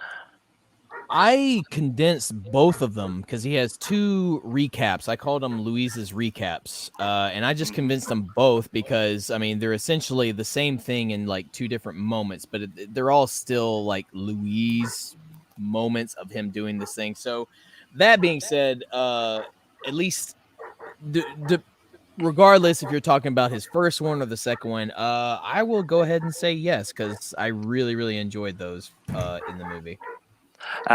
Jay, what do you say about Luis's recaps? I will say yes to Luis's recaps as soon as we get the entire MCU broken down in a Luis recap. Until then, it's really kind of difficult. I really like the first one when he picks up when he picks up Scott. The second one is a little bit more. Fuck, am I going to change my mind mid-stream? God damn it. Luis has to be on there. It doesn't matter where it is. Luis has to be on there. This has literally been one of my favorite little fucking in-jokes for the longest time. The fact that it's been hinted at us and it's been teased to us as fans of the MCU for as long as it is. I can't wait to see the entire 23 movie breakdown by Luis because we know it's out there. It's been told that it's out there. I can't wait to see it. But both of them are hilarious, and I think at least one of them deserves to be on there. And if we have to condense both of them into one thing, we might as well do it. That. Call it Luis recaps. Yeah, that's what I'm doing. And just seeing Stanley mouth the words "crazy wicked fine" was just on top of the head. Crazy stupid fine. It took him 12 times to get that right. So sure. But with that, we move on to Garth. Garth, what is the next movie you're going to bring up? I don't know if I want to jump down. What are we at? We're only at an hour and a half. We got 1, 2, 3, 4, 5. Oh, we do have 7. Okay. We're getting there. Yeah. Okay. All right, let's look at the list. We have Thor Ragnarok. No. So we don't have Thor Ragnarok yet. So I'm gonna throw out a Thor Ragnarok. And there are so many great ones in this, as we all know. The one I'm gonna go with is Hulk's first appearance, Thor versus Hulk in the Grandmaster's Arena, when Hulk breaks out and Thor goes, "He's a friend from work," and thinks, Hulk is gonna be like, recognize him and all that, and then they duke it out. And so that's going to be my moment from Thor Ragnarok. Pat, what do you say about the moment from Ragnarok? It wasn't the moment I had from Thor Ragnarok, but you know what? I think I'm going to pivot. I think I'm going to say yes on this one. It's an enjoyable scene. I love the humor. We get a little taste of what's to come with Thor in regards to him kind of finding the source of his power. So yeah, I'm going to say yes to this one. Mark, what do you say about the moment from Ragnarok? This is another one that I really wish they had not given us in the trailer so that we knew it was coming. This would have been a very fun surprise. Unfortunately, we did see it coming. doesn't mean that the whole sequence itself was bad. There's nothing about Ragnarok that I thought was bad. I love this movie. I really, really do. But if I have to choose a top 12 moment from that movie, this for me is not the one. I have to say no. Jay, what do you say about friend from moment from Ragnarok? I literally have 3 other moments, not only in my honorable mentions, but also in my top 12 that would have made it before this one. And I dropped this GIF in the chat when Flarkin was brought in. This would be a no from me, unfortunately. I love this movie. This is my second favorite movie in the MCU. Yep. But yeah, I love this moment. Like, I put it in my intro for ranking for a reason, but I was also going to say no to this.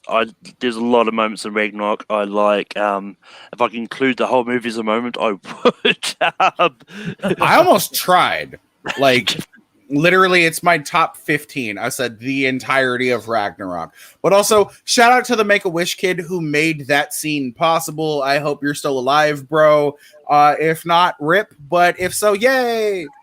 That's on brand. That's very on brand. But with that, we're going to move on to Pat. Pat, was the next moment going to bring up? I'm going to put what I think is quite possibly the best post-credit scene in the MCU. And I'm going to say the J. Jonah Jameson reveal in Spider-Man Far From Home. That was so great watching in theaters, and it was such it elicited such a huge pop from the audience every time I saw the movie. That whole scene was set up perfectly, and it was a great setup. But to have J.K. Simmons back as J. Jonah Jameson, I was ecstatic. So for me, I'm going to say the J. Jonah Jameson reveal. Mark, what do you say about the J. Jonah Jameson reveal? This one probably has me more torn than any of the ones we've done so far, because holy God, that moment was so good, and none of us saw that coming. None of us saw that coming. We hoped. We always we dared to hope. We but dreamed a dream that maybe, but we didn't know for sure, especially in that capacity. But I had another scene for this movie that I think is stupendous, but like this one's so good too. God, I really hate to do this, and no, if please don't take this as a personal attack. It's not. I just I gotta reluctantly say no, and I really feel bad about saying no. But there's one other sequence I think kind of trumps it, but I feel terrible about it. So no. Jay, what do you say about the return of J. Jonah Jameson from in Far From Home? Oh, well, unlike my counterpart here, one of us always lies, one of us always tells the truth. We'll leave it up to you to decide. This is not actually Far From Home has maybe one moment in it that I would choose, and it's not this pandering moment. There is a different pandering moment to the fans of the MCU that I would choose. This would be a no from me. Yeah, sadly, this is not the moment I would have gone with Far From Home. I like this moment. I love Led Zeppelin. But that being, yeah, like this moment is fun, but it's also one of those ones that may not end up completely going anywhere, because we don't know if we're going to see more of J.K. Simmons' J. Jonah Jameson going forward. So for now, I'm going to say no.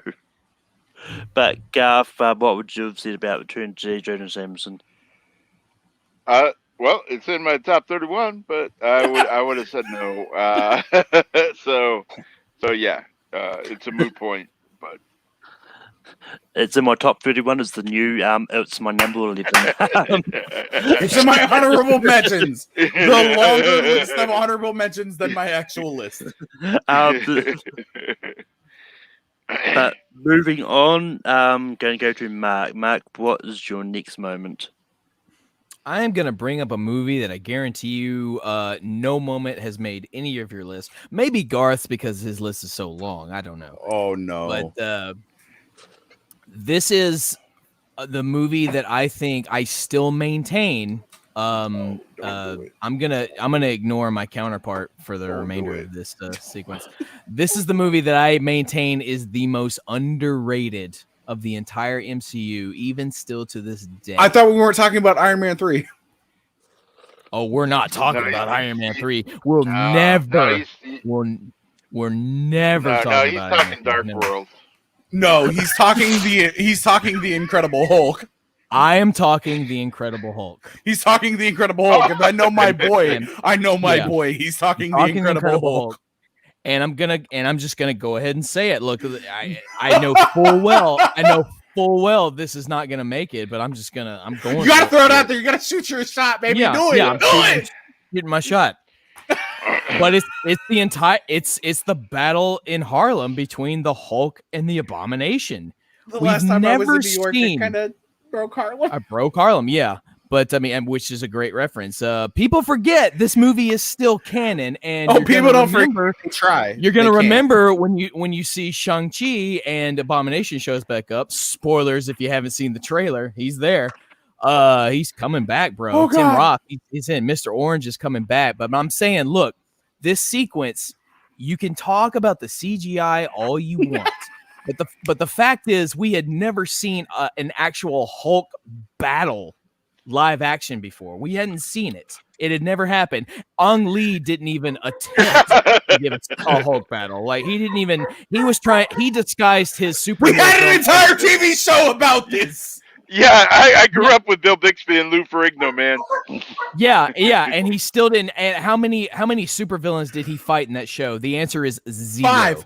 He threw a bear, man. He also fought Bigfoot. I don't want to hear that.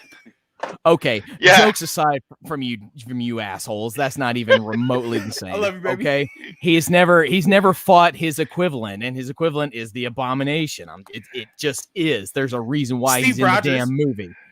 No, he didn't fight. No, not before that. Shut up. You said his equivalent. It's the Battle of Harlem. We get to see Hulk fight. We get to see him actually fight a worthwhile opponent. And to be honest, Hulk gets his ass kicked. This is the first time we see the Hulk get his ass kicked before the events of Infinity War. Hell, before even Avengers, when he's tussling with Thor. It's like we haven't seen the Hulk get his ass kicked because Hulk is strongest there is, right? Well, Abomination's like, I can take you. And he had just transformed. Not only that, we get to see Hulk do all of the fan favorite moves. We get to see the Hulk smash with the dialogue and everything. We get to see the shockwave, for God's sakes. It's a full-on drag-out battle, and it is Hulk style. And I think it deserves recognition. I know no one's going to vote for it, but it deserves its place. It's still canon, you assholes. It belongs here. That's my vote. Tyler back then. No, don't bring her back. Bring her back. Bring her back. Jay, what do you say about Hulk versus Abomination? I would like to, seeing as I'm wearing an anime shirt right now, I would like to bring this to the realm of anime and say that this entire fight is a fight between two stands. And if you don't get that reference, you need to watch JoJo's Bizarre Adventure, because Jesus Christ, it's almost as hard to watch as like everything from JoJo's series 4 and beyond. This is definitely a no from me. This is definitely a no from me. This movie doesn't deserve to be a part of the MCU. Wow. That being said, wow. That being coming said, from your mouth. Oh, movie man 82 dropping knowledge bombs. No, it doesn't matter. This would be a no for me, and it's because me and Mark haven't gotten a chance to argue about this movie. I've listened to his take on it. He just hasn't listened to mine yet because we haven't had the chance to talk about it. This is definitely a no for me. And I've done my MCU rewatch recently.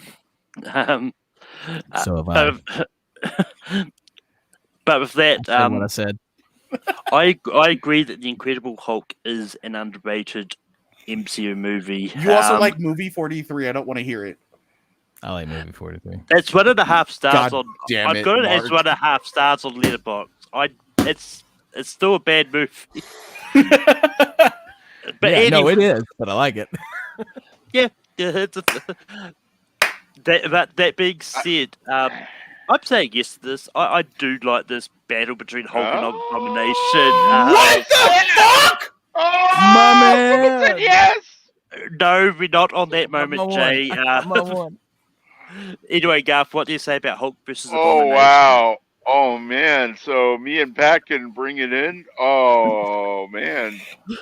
I'm sorry, but I didn't have any Incredible Hulk on my top 31. I'm sorry, it did not make the cut. And everyone's talking about Abomination coming back in Shang-Chi and She-Hulk, but he came back in Superman versus Batman. Lex Luthor Nope, made not even the same. a. Not even the same. I like the reference. I like the reference. I get it. We'll not have your Big blasphemy great here. CGI guy with spikes, But anyways, no, I'm two supercharged white men trashing Harlem, and nah, it's not for me. And I mean, Abomination is also coming back in She-Hulk, so They were green, thank you. They weren't white. They were green. Well, one of them is green. But that being said, The other one's Pat off color. can choose to put this on the list or not. It's on him. I do like the Incredible Hulk. I do feel like people shit on it too much. Damn That right. being said, I can't put this moment on the list. I love Thank this Christ. fight. It's gonna be a no for me. I really do like the movie though. I'm just sorry. I think there are a couple of other better Hulk moments that we could put on the list. Mark, I fly to Vegas tomorrow morning. I will do you a favor. I will rewatch The Incredible Hulk. Mm-hmm. Or, I will rewatch The Incredible Hulk. Okay. Anyway, Jay, what is your next moment you're going to bring up, Jay? So we can argue about it for the next 14 minutes. I'm going to go ahead and bring up another Thor Ragnarok moment. And it's the second best moment in Thor Ragnarok. Asgard is not a place, it's a people. The final moments between Thor, Loki, and Odin before Odin dies is probably one of the most poignant moments in a movie where a character actually gets to say, quote unquote, goodbye to their father, even after one of their sons may or may not have been a shitty ass person. And then we started liking him because his neck got snapped a movie and a half later, and then got his own TV show. Get Coulson, man. There was slight foxing around the edges, Garth. I don't want to hear it. Asgard is not a place; it is a people. From Thor Ragnarok. Yeah, I like this moment from Ragnarok. This is going to be a yes for me. It's not often we see the heroes in the MCU sort of get to have a moment for their fathers before they died. And this is one of those ones which I think is very impactful for that reason. Which is why I'm saying yes. Garth, what do you say about Asgard is not a place, it is a people? Yeah. Well, Star-Lord got to have moments with two dads before they died. But anyways.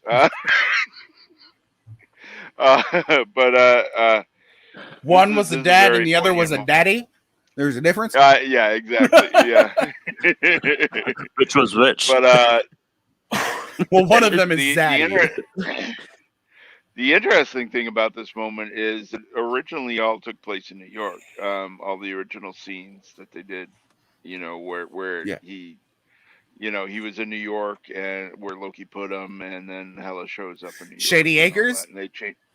Yeah, and I got you, they Garth. changed it to the field in Norway, and where in Norway? Oh, Tonsberg. You mean the site of New Asgard? Spoilers for people who haven't watched the MCU. Tunsberg.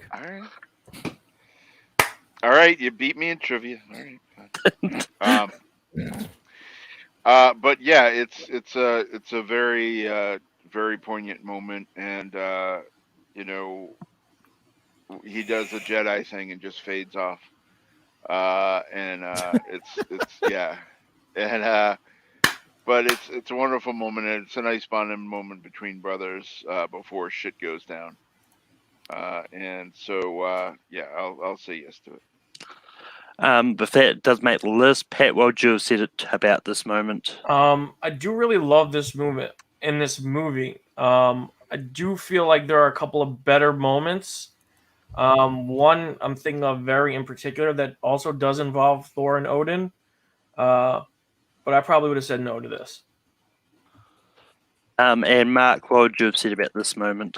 This might change the tides, but I'm confused because Jay is misquoting a particular scene. Are you talking about the Asgard is not a place scene with Odin and Thor? Or are you talking about Odin's last moments? Because he does not say in his last moments with Thor and Loki, Asgard is not a place, it's a people. He does not say that until later with Thor. So which one are you talking about, bro? Yes, he does. No, he does not. Before he dies? Are you sure? Before he dies, he does not say Asgard is not a place, it's a people. That does not happen until later. I thought that's what he says to them. Nope, it happens later.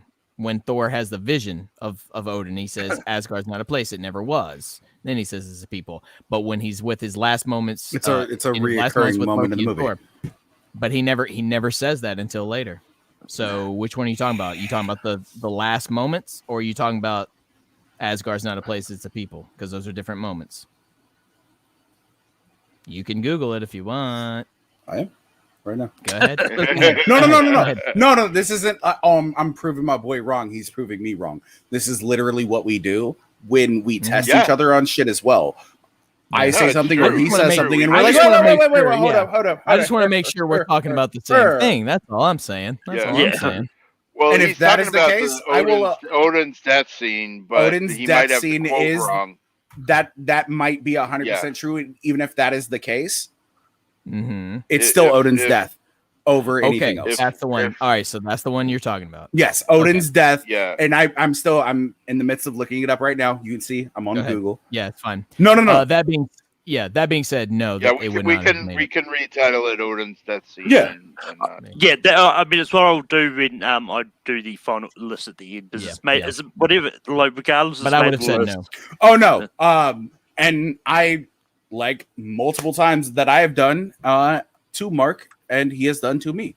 My boy is right, and I fucking respect him for it. And he's gonna get one of these.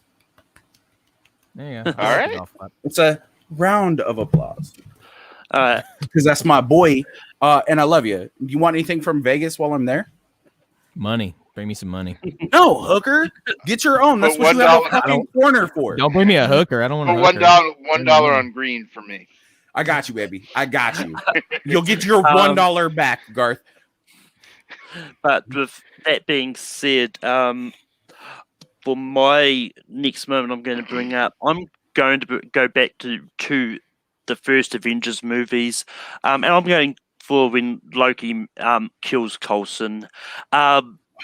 This is the moment which kind of helped push all the team into sort of working together to take on Loki, and just what got the team together in the first place. Well, yes, it may have been sort of undid a little bit in Agents of S.H.I.E.L.D., even though somehow he still managed non-canonical.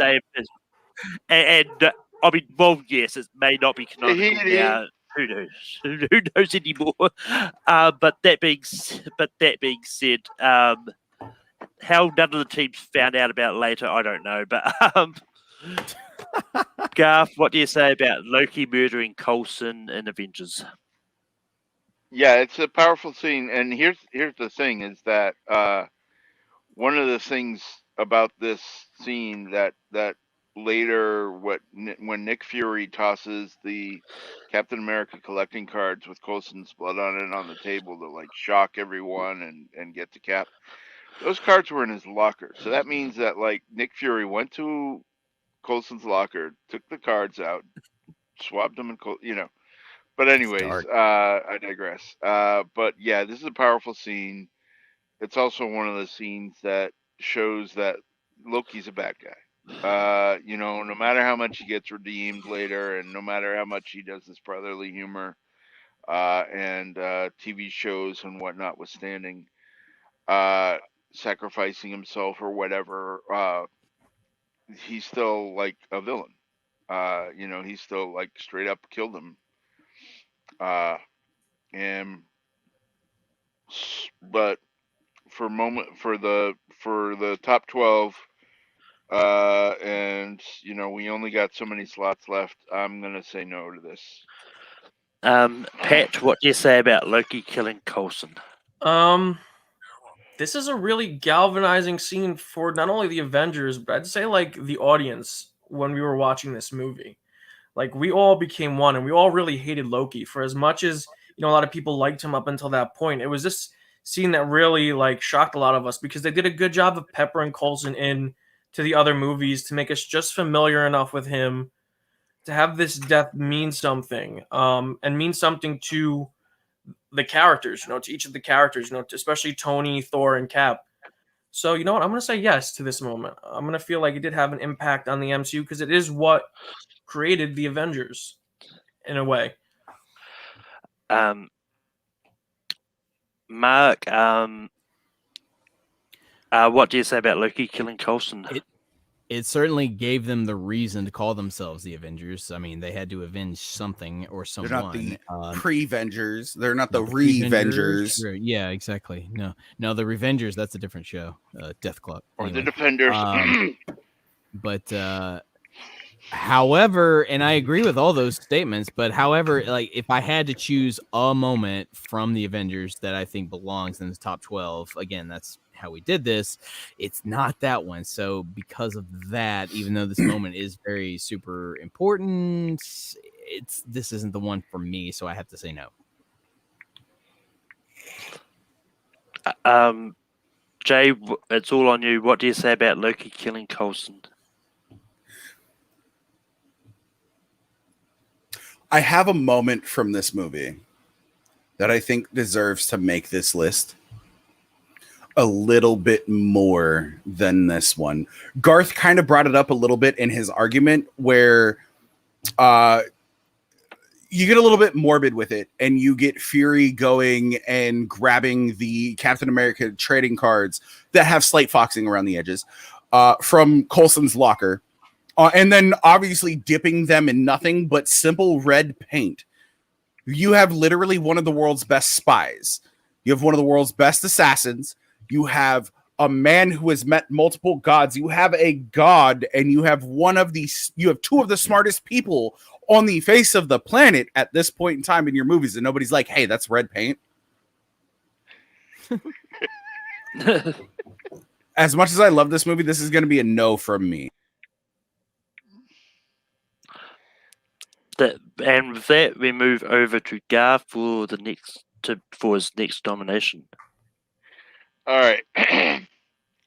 You know what? I think I'm going to throw a curveball here and throw out something that I don't think will make the list. I don't think it'll get voted in the top 12. But I just, if someone's going to bring it up, I want to be the one to bring it up.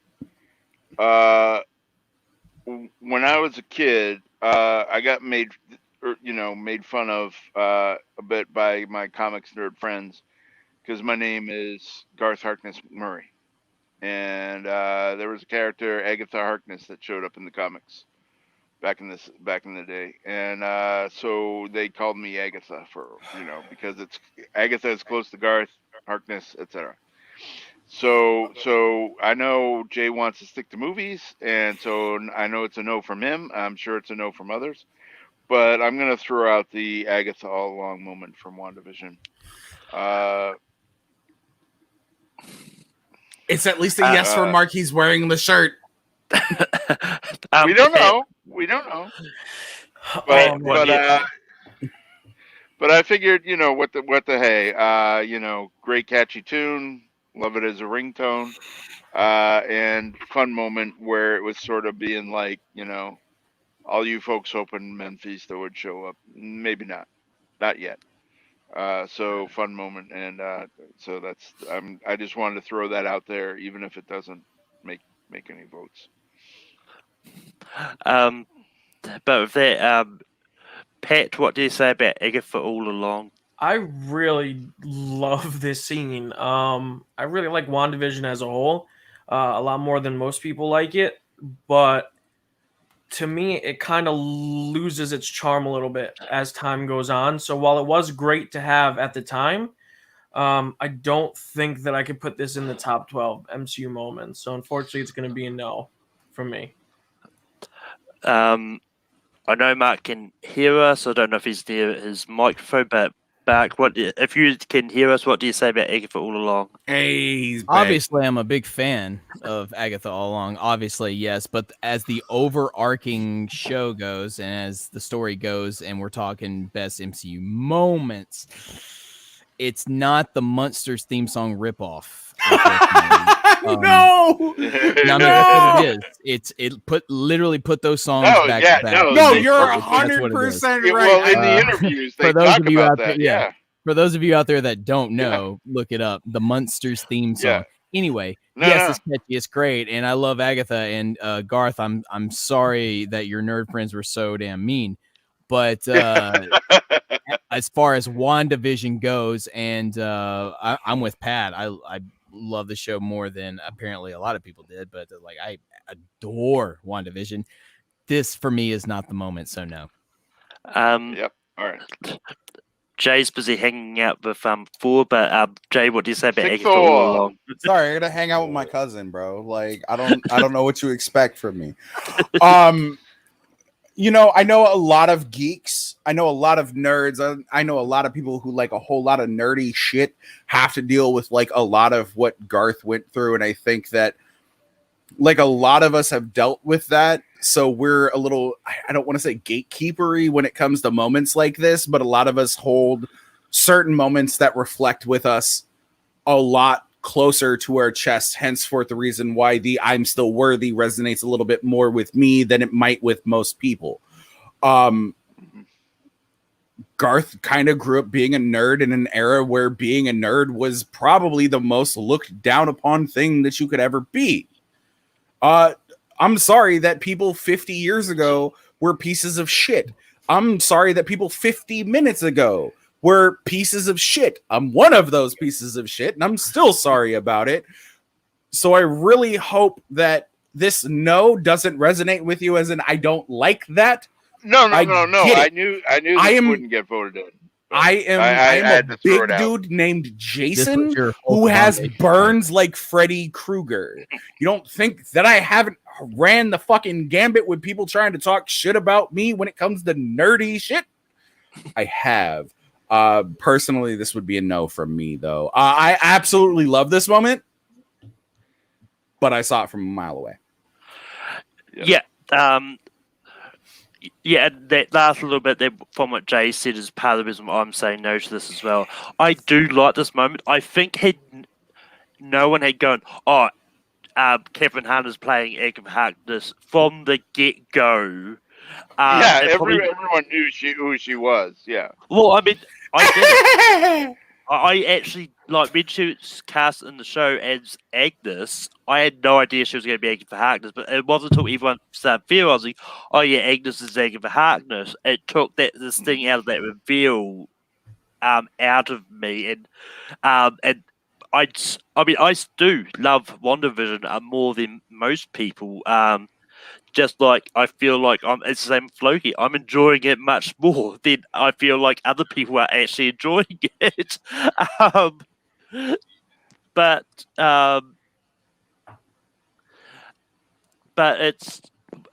it's just one of those moments which unfortunately kind of got undone by the theorizing for me.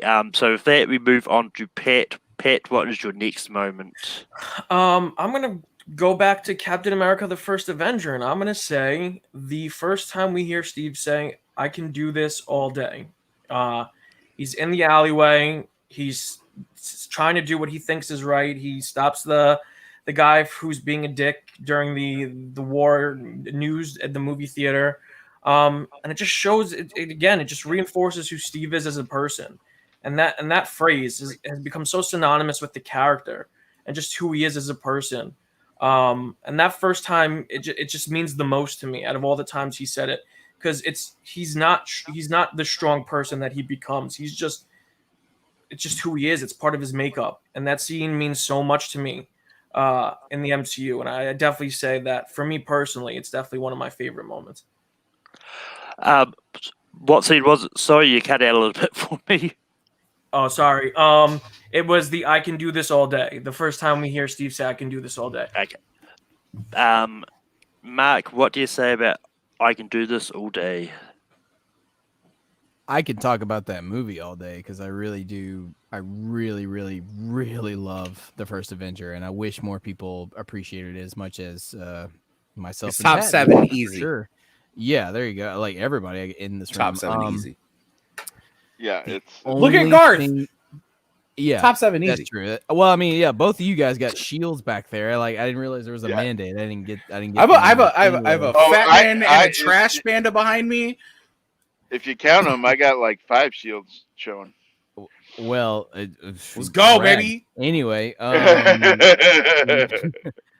the only thing about that is like I love that moment, and it signifies so much, and it is also it's telling for what is to come. But there's another time where he says I can do this all day that I feel like for me personally resonates so much more, and not for nothing, it is because of this first time.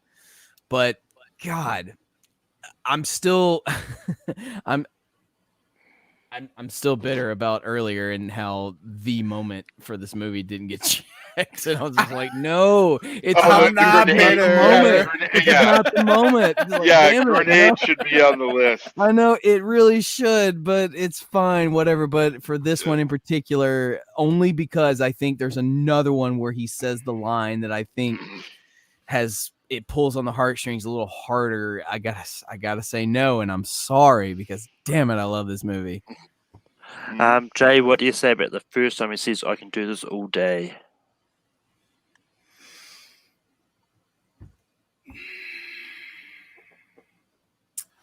We're talking about this is the I got thrown out of the movie theater by the big bad bully and I got saved by my boyfriend scene, correct? Correct. Yeah, that one. Okay. Well, Mark didn't save me this time, and that's fine. You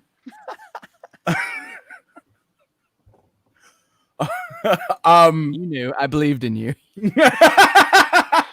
This is why me and Mark make such a good team. Again, I think there is at least one scene that deserves a spot with how few spots we have left from this movie. I think there's at least one scene that deserves a better shot than this one. This is going to be a no for me, and I hate that because literally I could do this all day. Name of my sex tape. Boom, roasted. Yeah. Coming to you porn very soon. Yeah, I like that I can do this all day moment from the first Avenger. This is and this is definitely helps show his resilience, sort of why he keeps on fighting the good fight. Because so many people, if that happened to them in real life, they'll go, okay, I'll just go hide in the corner somewhere, disappear. But not Steve. Like he just get to the cartoon, Malcolm. But I do have to sadly say no to this. As much as I like it, there's a few other moments I think belong on here. Malcolm, I say this only as a quote. Hey, shut up. It's a quote from the movie. It's a quote from the movie. All right, and yeah, thank you. As you can tell from me. Oh wow. We definitely got reproducing this. Garth, I'm sorry. Yeah, please. That's all right. No. But I'm a huge Cap fan. You know, got all the stuff, and big collection, tattoos, and all. And Captain America: The First Avenger is way up on my MCU list, top 3. And you know, I just gotta go. We gotta get some other moments from this movie. I think. Uh, this is It's tough saying no to any First Avenger, but Grenade didn't make it in, and I'm still bummed about that. But I gotta say no to this one too, man. Yeah. But Mark, what is your next moment you're going to bring up?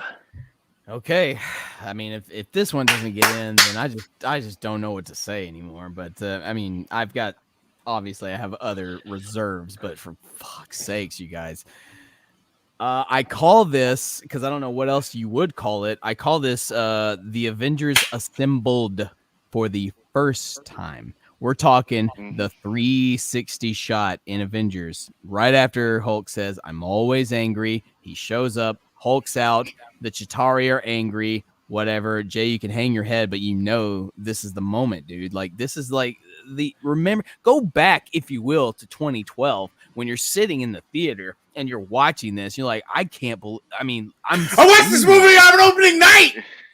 Me too. And it's just the fact that we actually get to see the Avengers in that one 360 panel, and it's just like that, or shot rather, and it's just the team is assembled. We're seeing this for the first time, and I'll never looks like forget. a splash page.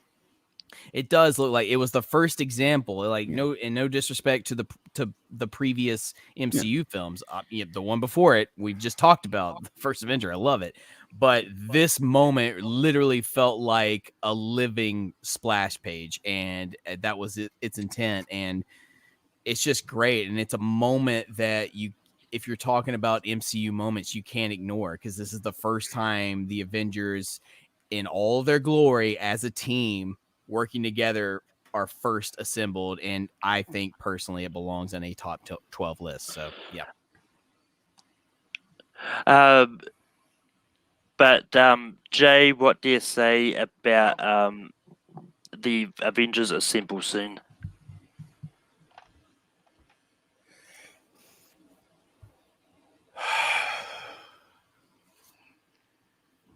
Do not disappoint me.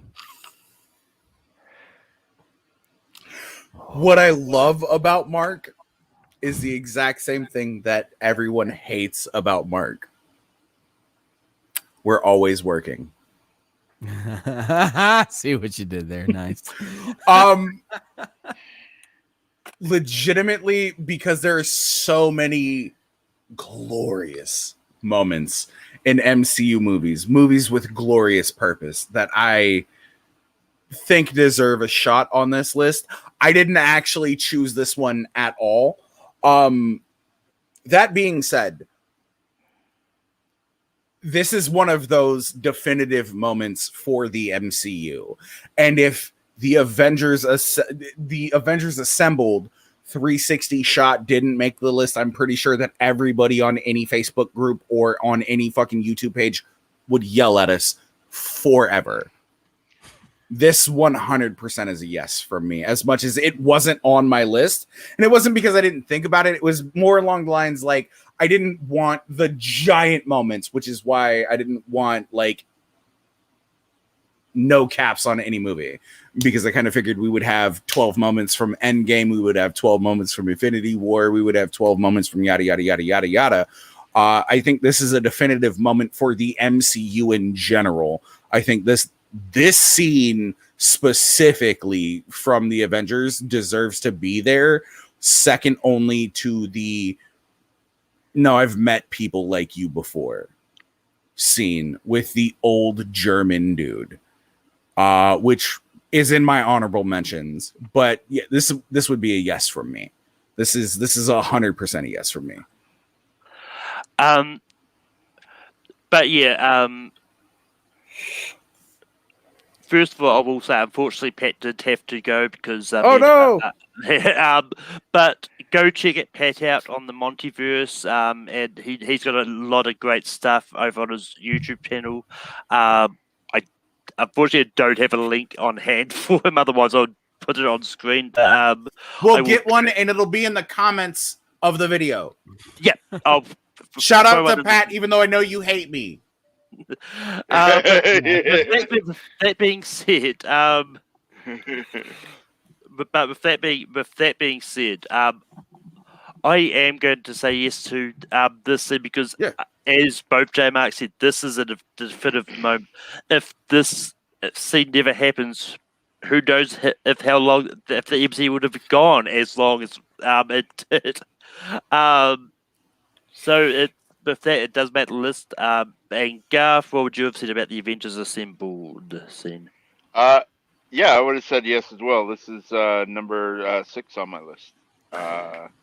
Great moment, and especially during when you first saw that moment that first night, you're like, they did it. They actually did it. This is the Avengers on screen. Those crazy sons of bitches did it. It's like, I didn't think they would do it, but they did it. And it's a beautiful moment. And yeah, it brought tears to my eyes as a fan. So yeah. Plus that 360 spin. Cool shit. Oh yeah. 360 no scope? Wait, sorry. Wrong thing. But with that, we move over to Jay. Jay, what is the next? It is Jay. Jay was next. It is me. Okay, so we got what, 3 spots left? We do have 3 spots left. Yeah. Okay, so not 4? No, that was number 9, I thought. So we have 10, 11, and 12 left. So my next one coming up, I think, is probably one of the best moments that has ever been repeated multiple times, at least twice in an MCU movie. Before we begin, does anybody want to get out? The elevator fight scene in Captain America, the Winter Soldier. Between Rumlow, his entire squad, and Captain America, I think deserves to be at least, if not make the list, the honorable mention that everybody knows deserves to be there, even if all 3 of y'all say no. And Garth, if you say no, I'm sorry, you got to get rid of that shield, and I'm not going to tell you to get rid of the one that's on your arm. But yeah, we'll have a talk. But no, I'm kidding. I'll get a laser. But that is my choice for this one. Before we begin, does anybody want to get off the Captain America Winter Soldier elevator fight scene? Winter Soldier fight scene, elevator. Yeah. This is the scene from Winter Soldier. I'm surprised it took this long to come up, to be honest. I'm not. Like, we all had fucking 40 scenes from movies. Like, nobody came out of the gate wielding Mjolnir by Captain America. Oh, wait. But with that being said, love you, buddy. This is an easy yes for me. This elevator fight scene is just incredible. I mean, this is the best elevator scene in the MCU. Garth, what do you say about the elevator scene from Winter Soldier? Oh, fuck yeah. That's what I like to hear, baby. From the movie.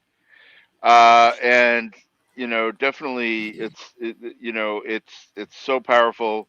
One of my favorite things is that, community folks, because it's, directed by community people, community folks show up in the movies with cameos. Danny Pluty! Even spoofed it. And then they even spoofed this in one of the paintball episodes with the Dean.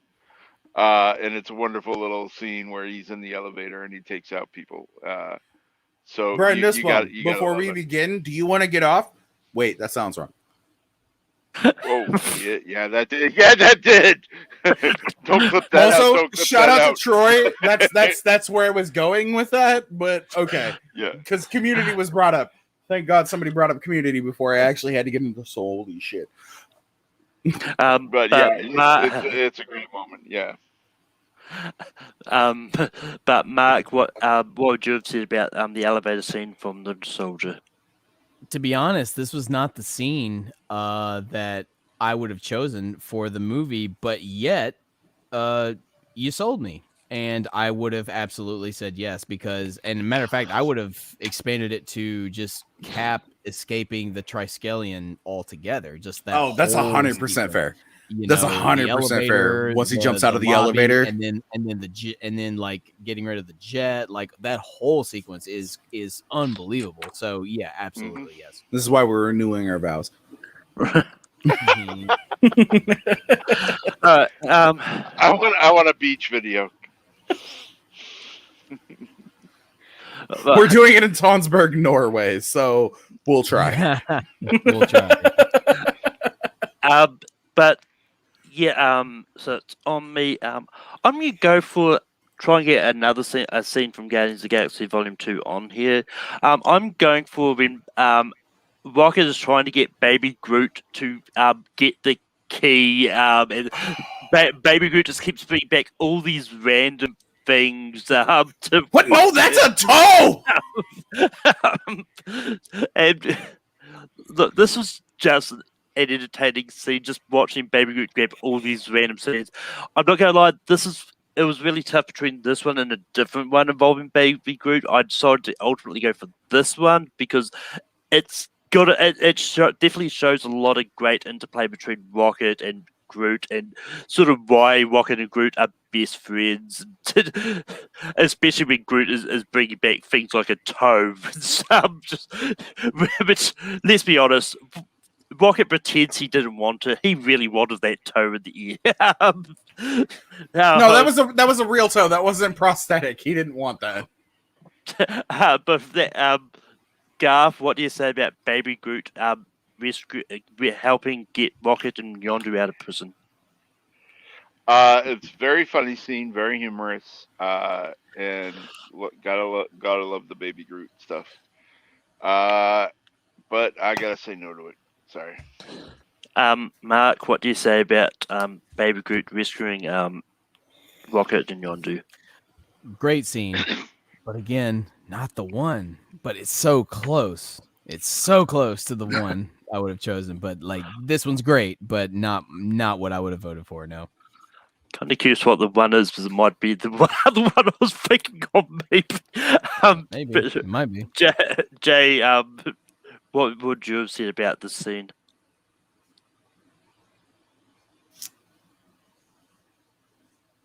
My vote doesn't count, yeah? Or no, I mean, we're four. It's the tiebreaker, right? I mean, it won't. It won't because we got four. This time, the person nominating doesn't actually count. It's going to come down to the other three because it's an even number. This is not the scene from Guardians 2. If I'm Mary Poppins, y'all didn't make it.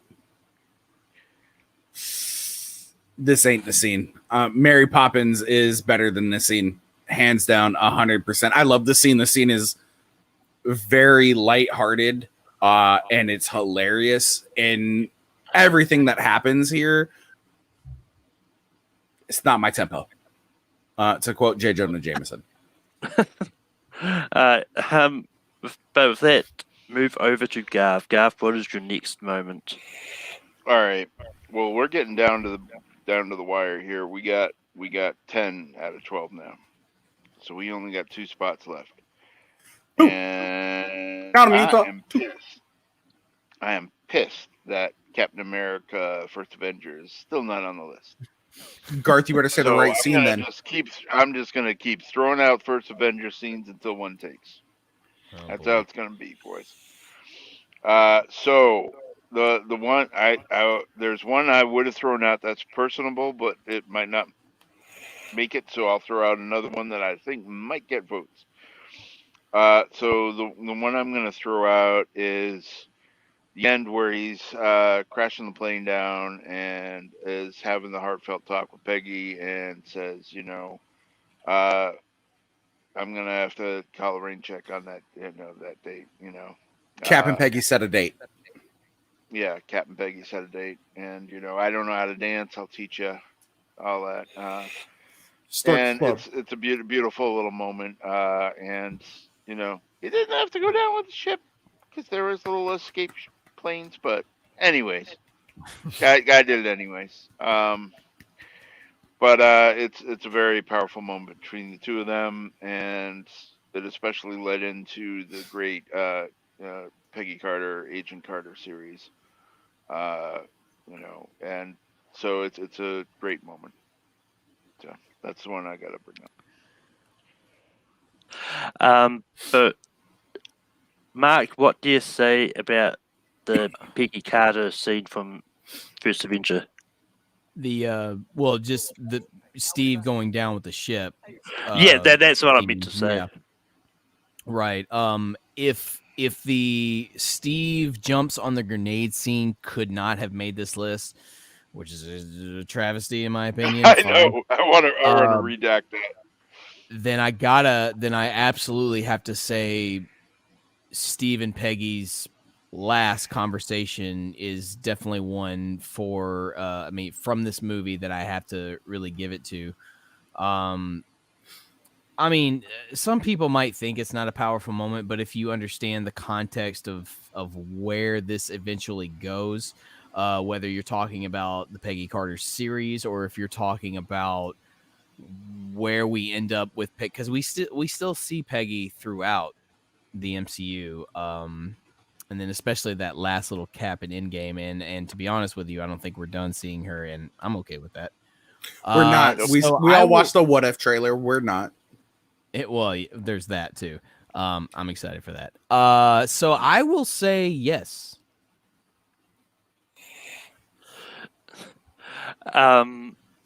Jay, what do you say about Cap going down with the ship? This was in my top 5.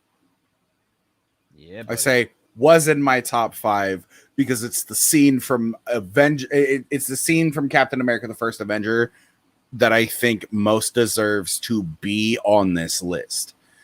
It's that scene where they're not only just trying to fill time in the movie, it's them trying to make each other feel better about the inevitable fucking fate that they know is about to befall the both of them. Especially with the growth of both characters and the way that we have seen both characters like fall in love with each other. There's a little bit of flirtation there at the very beginning, and then it gets a little bit deeper, and then, you know, do we fondue and bop, bop, bop, bop, bop, bop, bop, bop 7 times with the shield. This is probably one of the sadder scenes in phase 1 that I don't think a lot of people talk about, because there are a lot of scenes in the first Avenger that people can talk about. But I think that this is the scene that sets Captain America up to be that guy, the guy who will make that sacrifice play, that guy who will lay down on the barbed wire to allow somebody else to crawl over him.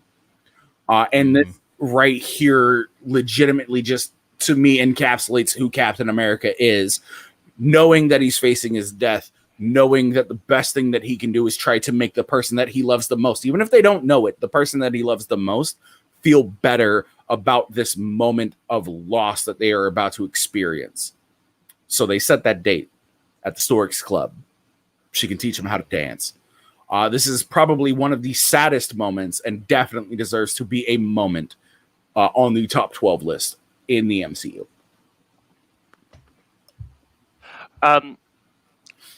But yeah, it makes the list, and I would have absolutely suggested this as well. I mean, it is curious to see if this scene would have happened with Cap going back in time in Endgame. Because it's curious to see how that timeline actually went when he went back to live out his life. But that aside, it doesn't take away by how much this is an emotional scene, regardless on if it gets undone or not. When he went back in time, he could have shown up the day after the Valkyrie went down. He could have been like, "Hey, yeah, you know." Well, I mean, either way, either way, it makes the list. Yeah. Mark. And Mark, we move on to you. All right, so with all that being said, I'm gonna take it way back to the beginning of the MCU, and I'm going to nominate, if you will, from the film Iron Man, the one that started it all. It's hard to imagine the MCU going forward at all without this movie. You know, you say what you will about Tony, you can say what you will about even this movie, but I personally think it still holds up, and I think it was a pretty good blueprint for what we got later to come. But the scene I'm going to put forth is the first flight scene, as you will, with him testing the Mark II armor. It's all silver. He hasn't put the hot rod red or the gold on it yet because he hadn't figured out the icing problem. So in this first flight scene, he's figuring out how to fly, how to navigate the suit. He's talking with Jarvis. It's the first time we get to see him within the helmet, going through all the the data, talking with Jarvis, making sure we get to see him test out how far up he can fly into the or outside of the Earth's atmosphere, if you will. Before What's the altitude record? Yeah. He wants to beat the SR-71. But then, of course, he doesn't have the protection from the icing. So, because, hey, guys, it gets cold in space. And, and he nearly fails, but then he recovers. And then, of course, once he's done flying, he goes back home and he thinks it's all good. And we get to cap it off with him overestimating exactly the heaviness of his suit and how far up he is from the point of falling through. So he falls through his house, and of course, Dummy thinks it's an accident, so he sprays him with a fire extinguisher because he thinks he's on fire. It's the first moment we get to see, if you don't count his breakout from the captivity of the 10 rings and the proto Iron Man suit he makes. This is the first time we get to see Iron Man fly and do the things that, comic book readers and fans of Iron Man are used to seeing him do. So the Mark II first flight from the first Iron Man, that is the scene. Jay, what do you say about the first flight from Iron Man?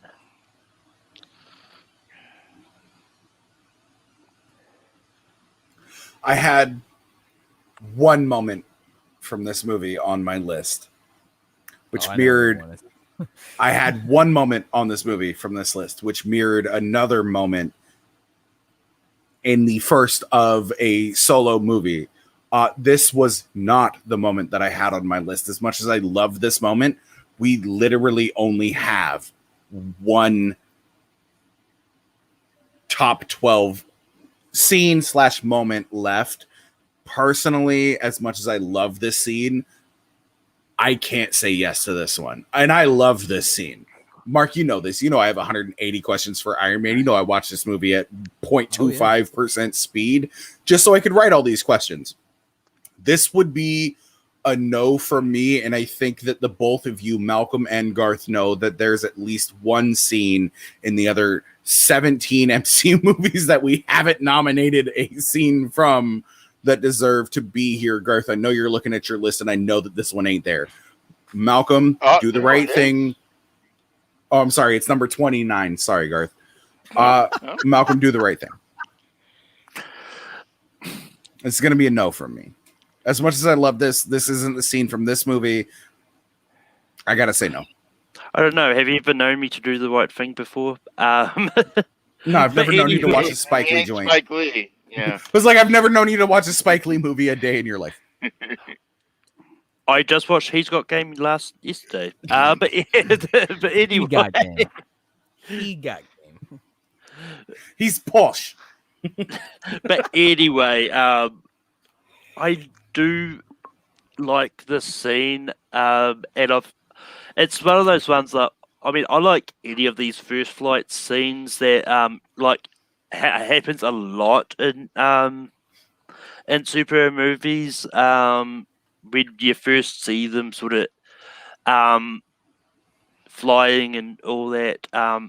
And for that reason, I am going to say no, because I do think like the first flight scene is really overdone these days. And so yeah, Garth, what His would you was the say? first. All right, so you both said no, so my vote is moot. Basically, so I gotta admit that this is number 7 on my list.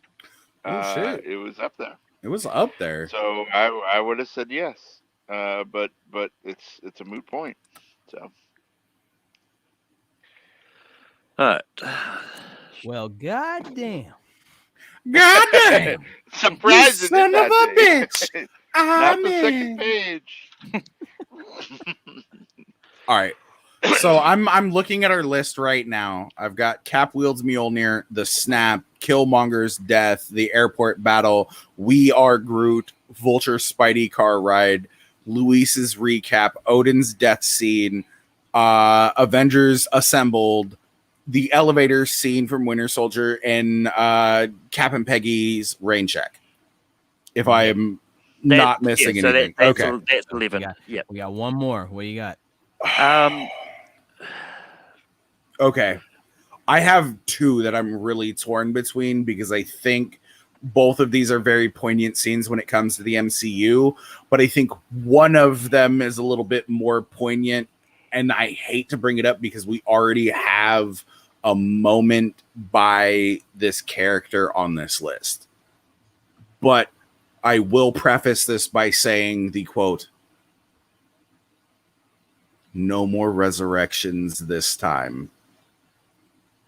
Thanos snapping Loki's neck at the beginning of Avengers Infinity War is by far that moment. Not even just him beating the shit out of the Hulk, but literally the scene after that where Loki tries to do the sun will shine on Asgard again. In fidelity, we are bowing to Thanos and all of his power, literally trying to pull his whole Loki Jean on everybody, and then it not working for him. And we are so used to, at this point, people like Loki being able to worm their way out of a situation like this. And this isn't a character that everybody has hated up until this point. This is a character that people hated and then started to like, and then goes out the way that he does. I think that this was a very poignant end. As much as I love Loki, I think that this was a pretty decent closeout to the character that we got. In the fact that it made the finality of his death, knowing that it happened before the snap happens, made us realize that Thanos was a little bit more of a villain than we might have thought him to be. It might have been that moment that a lot of people watched this movie and was like, Thanos really not one to fuck with. You cannot mess with this boy. Him killing Loki and literally doing the one and saying the one thing, no resurrections this time, knowing that that's the exact way that Loki tries to get out of everything. And it's what Loki has done every time to get out of a situation like this, knowing that he can literally just grasp his neck and squeeze until it pops. Not only do we get probably one of the best villain moments in all of the MCU with him snapping Loki's neck, but we get probably one of the most bittersweet goodbyes to a character that people have grown to love in the movies, not the TV shows, but necessarily in the movies, where we realize that Thanos is actually a villain, not the main character of the movie like everybody has tried to point out. I think that this moment deserves to be there, if only to point out the fact that, yes, Thanos is as villainous as he has been portrayed to be in not only the comics, but in the rest of the movies, and all of the post-credit scenes and all of the mentions that he gets. Thanos snapping Loki's neck, no more resurrections, is my number 12. So first of all, I'm going to point out Jay was the one that sponsored blood moves both of every movie on this. Y'all chose the wrong moments in movies. What do you want me to say? The funny thing is, he's the one wanting to try and get a second moment from Pretty Warm. But that being said, he knows I'm joking with him. I do. This is a really good moment. Like this one definitely showed that Thanos isn't here for fun and games. He's here to play and just take out anyone. I forgot to mention the emotional damage it does to Thor, which sets up all of this. Yep. But god damn it. Yeah. He loses two friends in the same moment. But this Three. But Three. this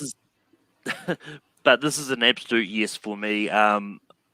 Like this is a really impactful moment, and it definitely I think I'm frozen again. You did. No, You No, did you're freeze good, for you're us. good. We hear It you. absolutely is what we heard. Yeah, it absolutely should be on this list. And before I freeze again, that's where I'm leaving it. Garth, what say you about Thanos killing Loki in Heimdall? It's a very, very powerful moment. As Jay points out, it sets Thor on this, deep depression. Well, not deep depression, but somewhat depression. But basically, it's, he loses a lot of people, and then loses more later. So, damn. If you say no, I get it. I won't hate you for it. I just wanted to put mine out there. Is all I'm saying. No. Same thing is that we're all taking our last shots here for that last spot. So I'm gonna say no to this one. It's 100% fair. Which means it's all on Mark. Mark, what do you say about No More Resurrections? Of the three other Thanos moments I would have chosen, this was not at the top, so I'll say no. Wow, I'm surprised with that. I hope you have a moment from Loki on your list, and I hope we get there. I don't. I know that sounded very ominous, but I didn't mean it like that. Oh my god, the where the wolf's ears are, the teeth slowly follow is my favorite probably episode like of the show so far. Is not qualified. So oh, I know. I was gonna say President Loki versus Crocodile Loki is definitely my number one, but we can't talk about that. I mean, you just did. But I didn't spoil it. But but anyway, I'm surprised that one didn't make the list. Honestly, I am truly surprised that one didn't make the list. Maybe if I brought it up earlier, it would have. You might. That's neither here nor there. That last spot prejudice. Yeah, no, I get it. It really is. Yeah. It really is. I get it. So for my next moment, I don't know which way I'm going to go. Eeny, meeny, miny, mo. I'm going to try for a movie that we haven't brought up yet. I'm going to go for Thor. I'm going to go for when Thor lands on Earth and then goes to try and buy a horse from this from the pet shop. It's just I mean, like, while it may be frogs, birds. This is a really fun moment, and it's just one of those ones showing for this place he's never been before, and just going to try and find something, like leading into this moment, even like him at the coffee shop, just throwing the coffee cup down. Another is another one, but for trying to buy a horse. And actually, I might expand this a little bit too, just for adjusting to life on Earth after being exiled. So the whole movie. So the whole movie. I mean, it was I'm not going to expand it that much. I was going to expand it to include that coffee cup scene, and Good save. because Yeah. both of them are kind of happen connected because Thor's fish out of water moments. yeah. But this is just like a fun moment. I don't know where this is going to go because some reason 4 has been that the 4 movie is for some reason apparently not liked much now. Whoa. Oh, I've seen People a few- like Shakespeare in space well enough. We don't like the second one. There's a difference. Yeah. Yeah, I mean, I've definitely seen some backlash to the first 4 as well online. I do not know why, but anyway,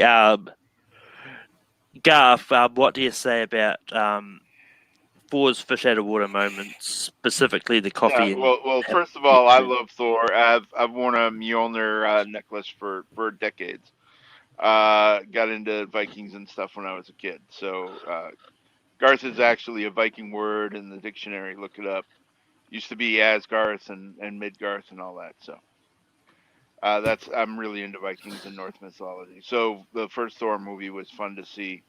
However, we're looking at a last spot here, and this is not the one I would pick. Is him asking to buy a horse, or throwing a mug.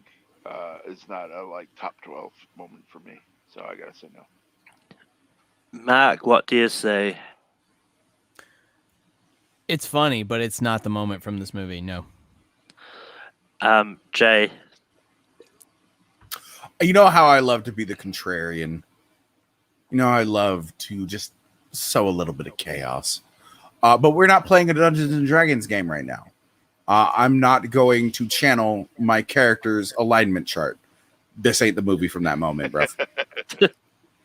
This would be a no for me, unfortunately. There are off top 3 moments from this movie that are better than this. That being said, what is it? We got dogs, we got frogs, We got dogs, cats, and horse and birds. Bring me one of those large enough to ride. That's why we're team partners. That being said, it's still a no. But that being said, Garth, what is the next moment you're going to bring up? All right. Well, trying not to double dip. Is tough now. Double dip. Man, we're at 12, boyo. Double dip. All right. If you haven't All said right. your number 1 yet, other than Cap and Mjolnir, I'm kidding. Yeah, I'm no, kidding. no. My top 10 have been listed, and that's surprising, actually. But 4 of them didn't make the list. So six of my top 10 made the list here. So that's pretty good odds. And all right, I'm gonna dip back to my favorite movie, Captain America: Winter Soldier, and I'm gonna go with the Cap and Bucky fighting the helicarrier. I'm with you until the end. When Bucky's got Cap down, Cap's shield plummets into the water, and Cap's like, Bucky, I know you're in there. I know, and I'm with you till the end. And Bucky kind of goes, wait, what? And just that moment of realization that later leads to him, down the line breaking that, that moment that was brought up in the Falcon and Winter Soldier show that Mark brought up, that he finally breaks it. This is sort of leading to that. This is that first moment of like, what? Who am I? Wait. So I really like it. But for that we move over to Mark. Mark, what do you say about Captain Bucky fighting the helicarrier? I mean, that whole sequence is pretty great, utilizing Cap and Falcon and Natasha and Nick Fury doing their thing with the with Secretary Pierce and all that jazz. And yes, you're right. Fuck that is Alexander Pierce. Yeah, that's a very powerful moment with Bucky's realization of what he was thinking beforehand. Is like, no, I do know this guy. I do know something. But this is still not the moment in Winter Soldier, other than the other one, that I would have chosen. So I have to say no. Jay, what do you say about Cap and Bucky fight in the helicarrier? It's not my favorite Cap and Bucky fight. It's not even my favorite Cap and Bucky fight in this movie. Yeah. This would be a no from me. And you know what, Garth, props for trying to get it there, because it is a pivotal moment in just the character development of both of them. This still just wouldn't make my list. I know that you ran out of your top 10 and 4 of them didn't make it. So props for trying. I know that kind of sounds condescending. I'm not meaning it that way whatsoever. No. Honestly, fuck, dude. I hate sounding like an asshole all the time. Exactly. Had you brought this up a little bit earlier, maybe. Yep. No, we're shooting our 11 last of shots here. 11 of 12. No, so much. Yep. But yeah, I do. I would have suggested this moment. I like this moment. But with that, we move over to Mark. Mark, what would you have said? No.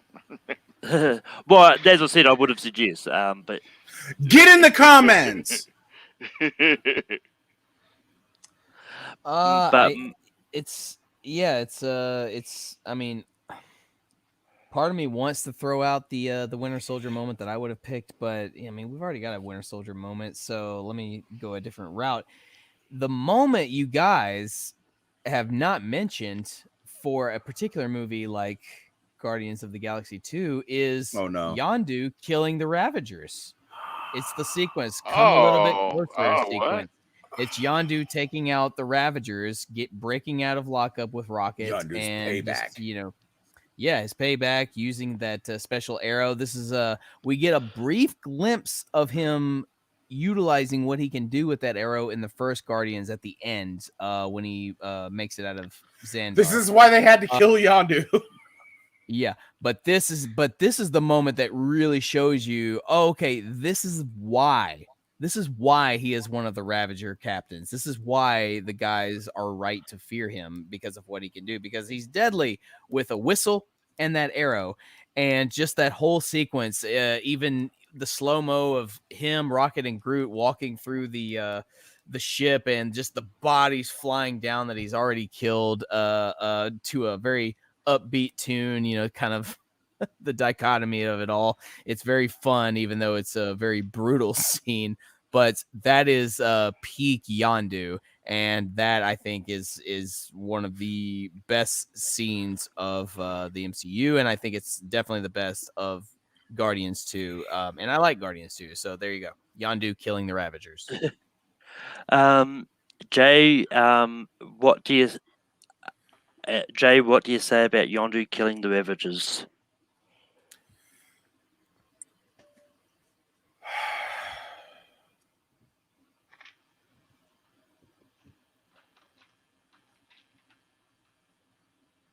It's not that I want to draw this out for another round. It's that this also isn't the moment from Guardians 2 that I would have chosen. There are several moments from this movie, and this is number 4 on the list of my moments from Guardians 2. I absolutely love this moment. Don't get me wrong. That being said, this ain't the moment. We got this moment already. We got this moment in Guardians of the Galaxy Volume 1.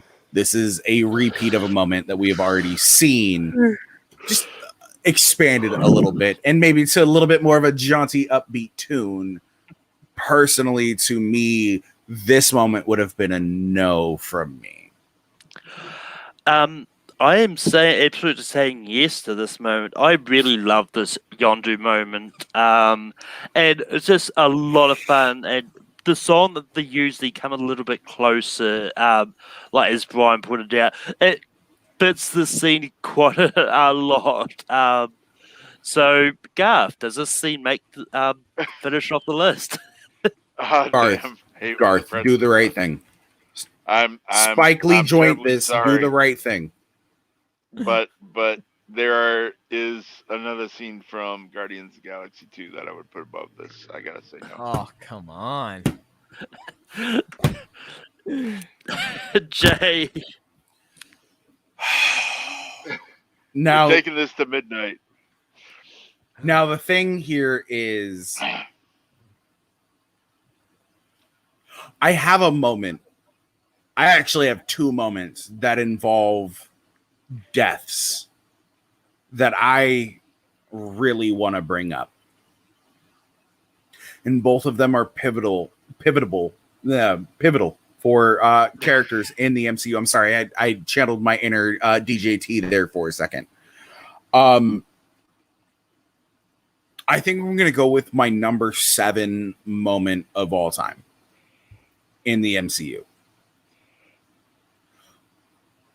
I'm going to go with Meredith Quill's death.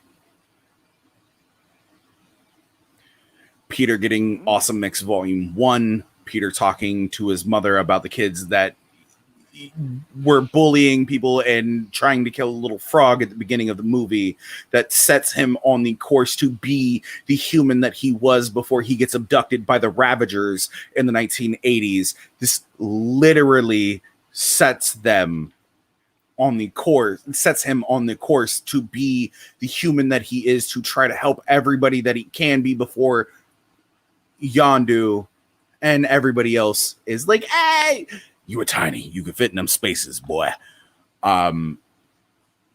This is probably the most emotional and most human moment that we get from Peter Quill for a very long time, and I'm not including the revelation that Ego planted the tumor in her brain that ultimately kills her in Guardians of the Galaxy Volume 2. I think this is more of a human spoiler for a fucking 5-year-old movie. Fuck you. No, I'm kidding. Yeah.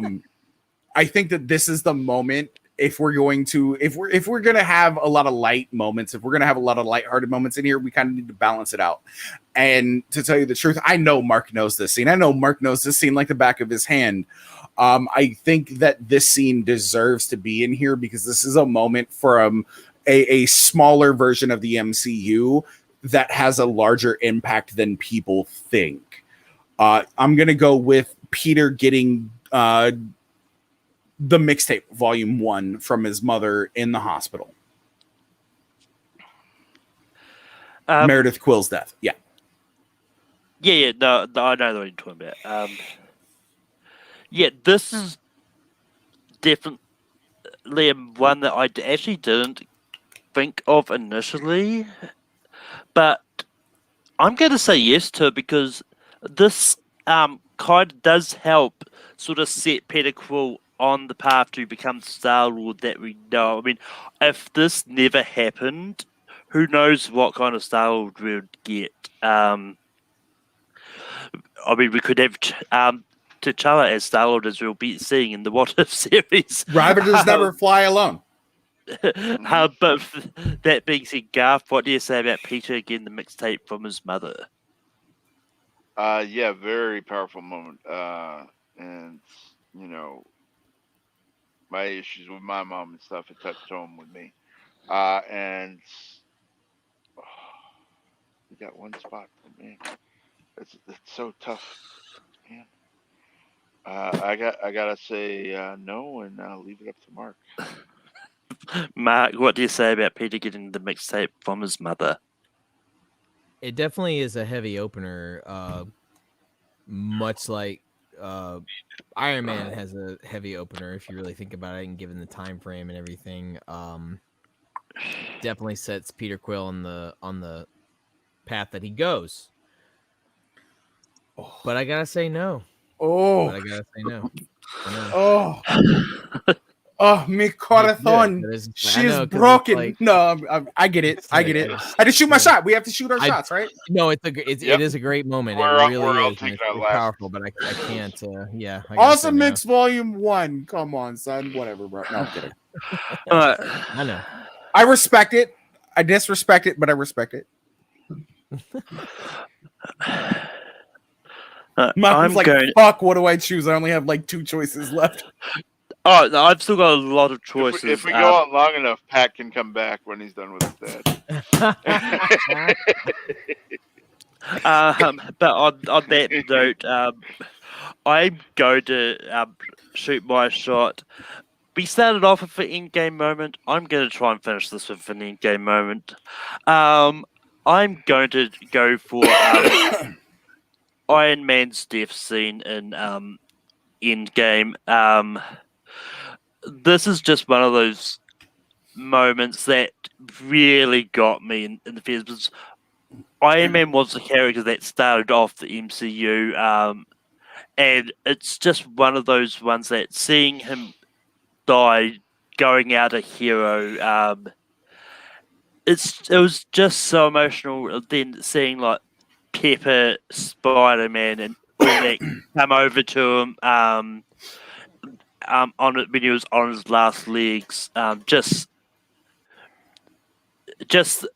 seeing all that, it's just so incredible. And I mean, depending on if you want to include the funeral scene, which I think adds into the impactfulness, but his death is one I'm mainly focusing on for this moment. I am Iron Man. Dun, dun, dun, dun, dun.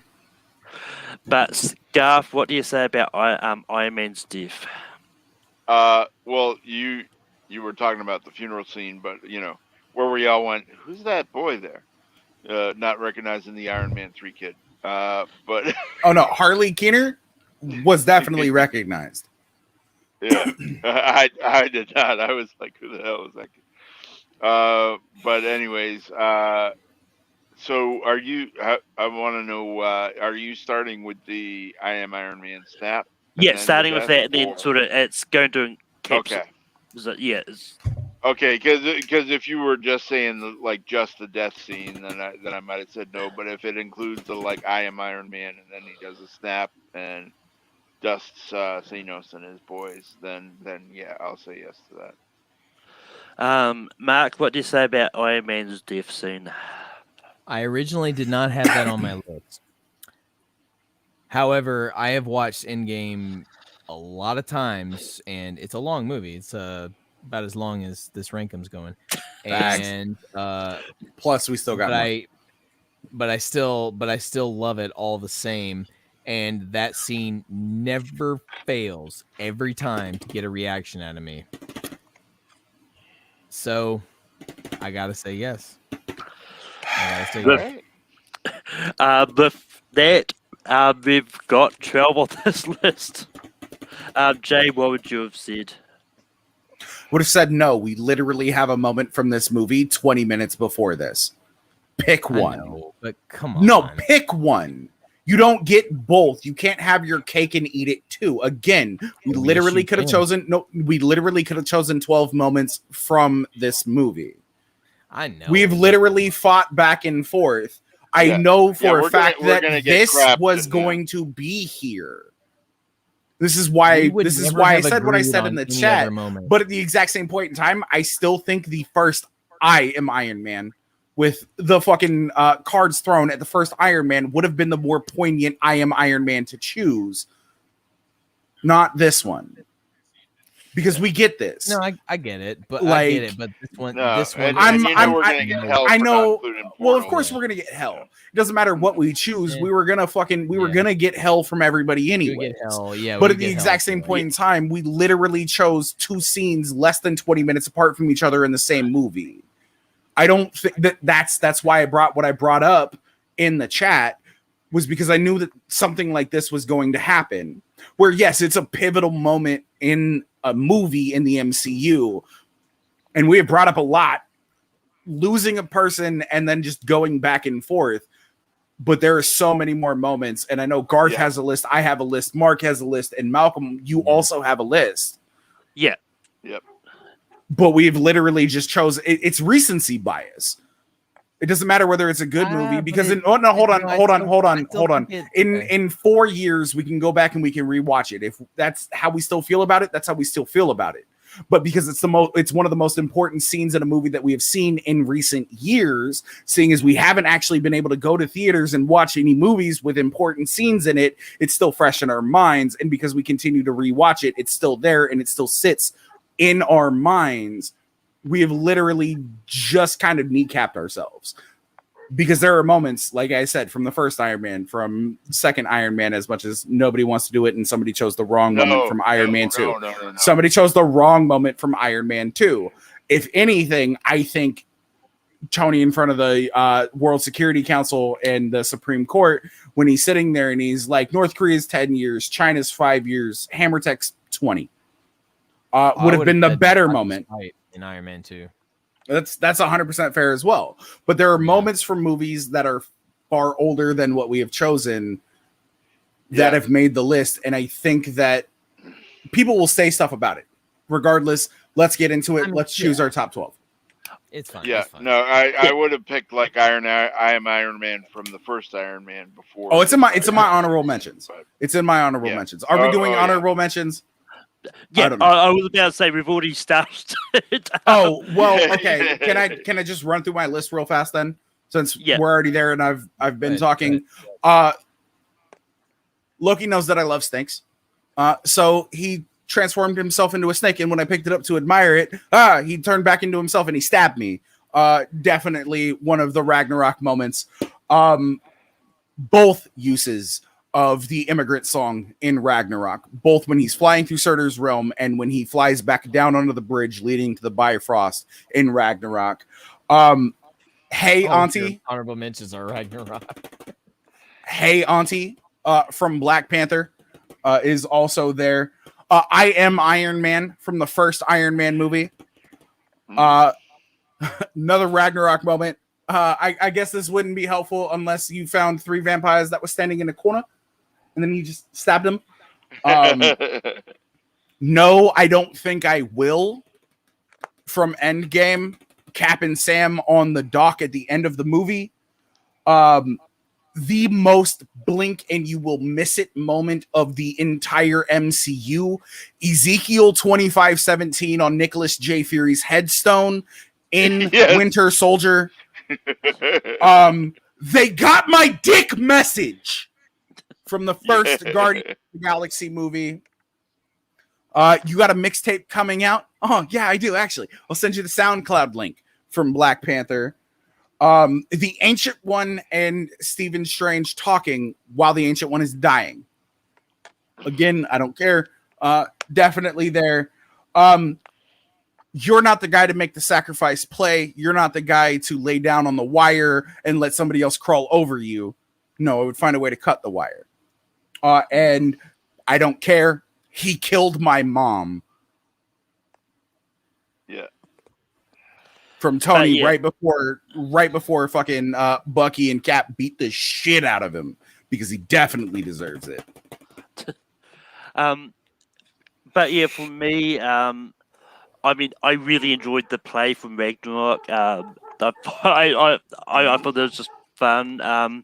Aunt May finding out Peter is Spider-Man just right at the end of Homecoming. It's a pretty good one. A couple there, and Ned finding out earlier on in the movie. Hulk versus Hulk plus of Age of Ultron was on my there. I think I've got it here. Yep. Hi, I'm Captain America, here to talk to you about one of the most valuable traits a soldier or student can have: patience. Sometimes patience is the key to victory. Sometimes it leads to very little, and it seems like it's not worth it. And you wonder why you waited so long for something so disappointing. I might play the whole thing at the end. Left off my list. That PSA serves perfectly for this episode. All the people waiting 3 hours. Very topical, Malcolm. Very topical. That was so good. Mark was like, I was supposed to be to bed 2 hours ago. Yeah. No, I was just like, that's so funny. And it may be a small moment, but Hulk hates stairs from Endgame is enjoyable. But Garth, what are some of your honorable mentions? Well, you guys went through a bunch. I mean, you don't have to go through all of them. go through all of No, them. no. But the Civil War with Cap versus Winter Soldier versus Iron Man fight scene. That was very powerful. And then as we said, the first Iron Man, the Iron Man, and also the first time he dons the suit when he comes out of the cave. Infinity War, Cap versus Thanos when he's just holding, like Thanos has, like he's one stone shy and he's just holding it. That was amazing. And then I got two Thor's entrances. I got the Infinity War, where he enters with Groot and Rocket and Wakanda. And then I got the Rainbow Bridge with the Immigrant Song playing. And then for the Guardians of the Galaxy Volume 2, the one I was going to bring up was Yondo's funeral. Very powerful moment. All the Ravagers coming together, all the fireworks and all that. I didn't want to cry during this episode. His real dad's death. Yeah. And then for TV, I was going to bring up the end of Loki episode 4. We got classic Loki, Kid Loki, boastful Loki, and alligator Loki. I was going to bring that one up. And I'll stop there. Loki another day. There Yeah. And Mark, did you have any honorable mentions left? No one has mentioned. Yeah, the Shield is Hydra revelation in Winter Soldier. I thought was a great moment. Thor still unworthy when he encounters Mjolnir in New Mexico and he still can't lift it, and he has that moment of just like where he just screams to the heavens. Wanda's full transformation into the Scarlet Witch in WandaVision, I absolutely love that because I didn't think they were actually going to give her the suit. I thought that was wonderful. And then also the Vision's line of "I just feel you" before Wanda has to destroy him in Infinity War. Didn't want to get too many Infinity Wars. And then lastly, the Mysterio sequence when Peter figures out that Quentin is behind everything, and we get this full Steve Ditko comic book accurate illusion of Mysterio fucking with Spider-Man the whole time. I thought was absolutely great. So there you go. But yeah, and in the chat we've only got a couple. As one, we're probably going to get shit for the portal scene from Endgame. I mean, we had enough, and Agatha all along was already brought up. So yeah. But I right did bring it literally up, right Brian. Yep. Go back would it be Nussbaum? But that being said, we're going to get into voting. And I've already got mine written on my board, but so go round. Garth, what do you have for number 12? I'm going to go with Guardians of the Galaxy We Are Groot. My 12. Mark?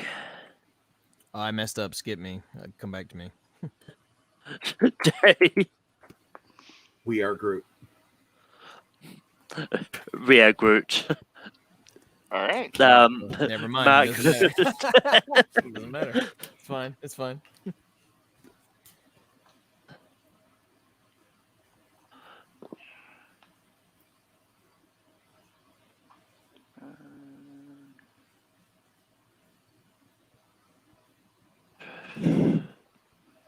Oh man, such great scenes.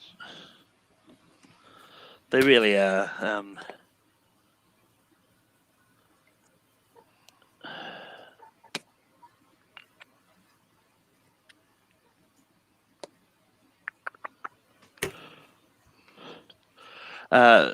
Mark, what do you have for 11? Odin's death. Jay? Airport battle. This is going to be interesting because I've got the Vulture Spider car ride.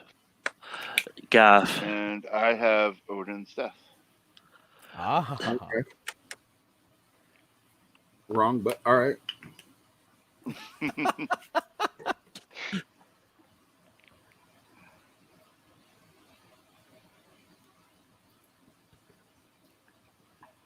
No, we're giving way too much credence to a certain scene in the movie. Damn it. Especially if you read the comics. Fuck. Jay, what do you? Airport battle, bro. I've still got Vulture Spider car ride. Garth. Shoot. I was gonna go with damn it. I was gonna go with Lewis recaps myself. Mark. Lewis's recap.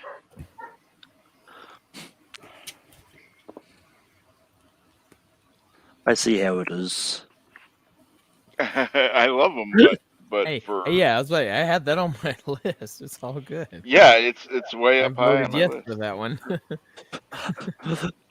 I'm just gonna laugh if most of us list is Garth and Mark agreeing on the placements. Yeah. But Yeah, for me, I've got. it's good. Well, it's for going to me- go faster this way, but Oh yeah. For me, at 9, I've got Vulture Spider car ride. Garth. airport battle. Even though it's Mark. Vulture car scene.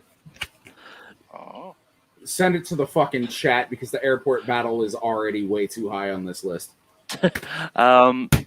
So I got to go to the Wrong. chat. The first one I see in the comments, but we've got Airport Battle and we have got Vulture Spider car ride from Homecoming. Brian, I know we just shit on you for not watching the front half of the show, but after watching the second half of the show, let's go. Comment, Brian.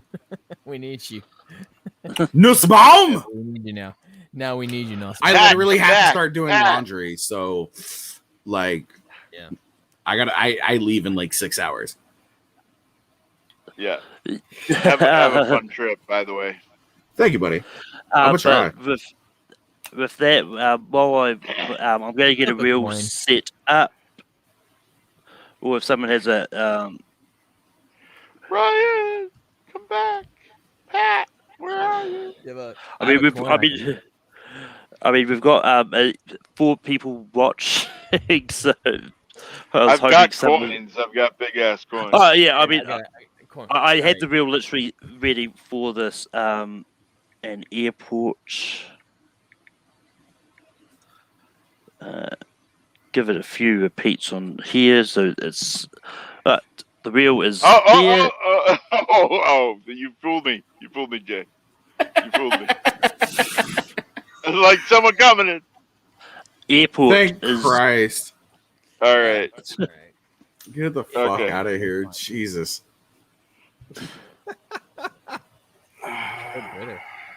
No. I'm the one who brought it up, but I still feel like yeah.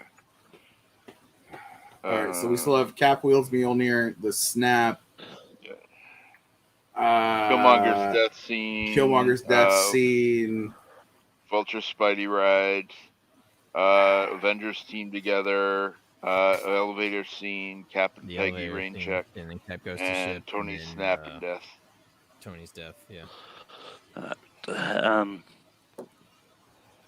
Damn. But with that being said, Garth, what do you have for 8?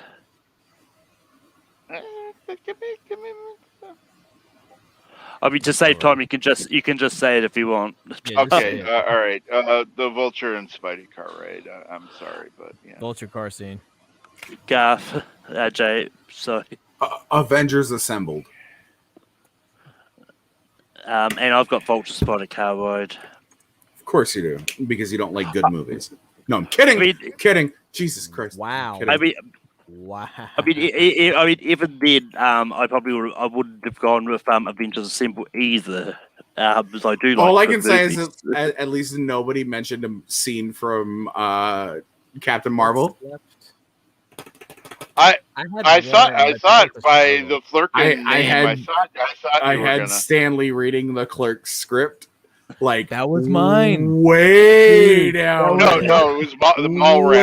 Way down there. You're right. It was Mallrat. Yeah, it was pretty yeah. But I had it That way Yeah. down there. Yeah. No, and with Mark's name Flurkin, I was like, is he gonna flirt? He didn't. What's But left? Let's see. just Those are left. Okay. checking off what we've got here, and Vulture's. So what we've got left, we've got Captain America wielding Mjolnir, the Snap, Killmonger's Death, Avengers Assemble, the Elevator Scene from Winter Soldier, Captain Peggy's Rain Check, and Iron Man's Death from Endgame. Mark, what do you have for 7? Oof. With this one, I think I'm gonna go down with the ship from First Avenger. Jay, what do you have for 7? Didn't erase my board. Avengers Assembled. Yeah, I'm going to go with Avengers Assembled as well. Garth. Okay. Then mine doesn't matter. I don't have to show.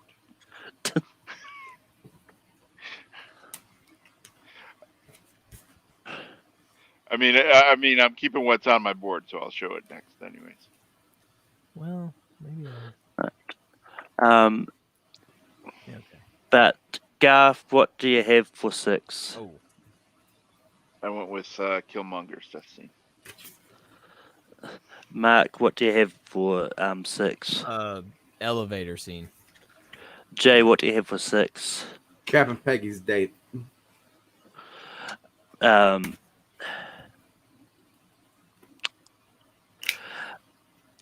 I'm actually going to go with Killmonger's death. Sadly, I do like it. I do think the other 2 scenes brought up that little bit more. Yeah.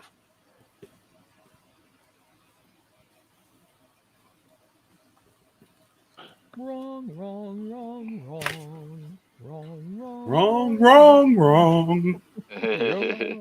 You're wrong. Fuck, you're not wrong on that. Jesus Christ. I do not have that clip yet. You should. Please download that clip.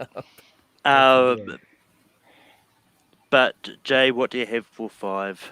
Oh, big shocker. Cap and Peggy rain check Killmonger should have definitely been above this. Garth. I went with elevator scene. Elevator scene. I was going to go Captain Peggy's rain check on this. So, I will give the chat a little bit. By the time I finish this reel, though, I will spin it.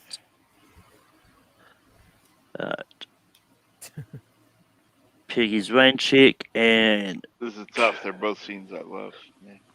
Yeah. And they're both Captain America related scenes. So of course you would that's love what I'm saying. Yep. Well, I am happy that like 6 out of my top 10 made the list. So that's not bad. Jay, you tried it once. If you use the account which I don't know of yours, then it would have worked. I only have one account, bro. You said the first one that makes the. You said the first one. Oh, that's trash. Fuck your wheel. All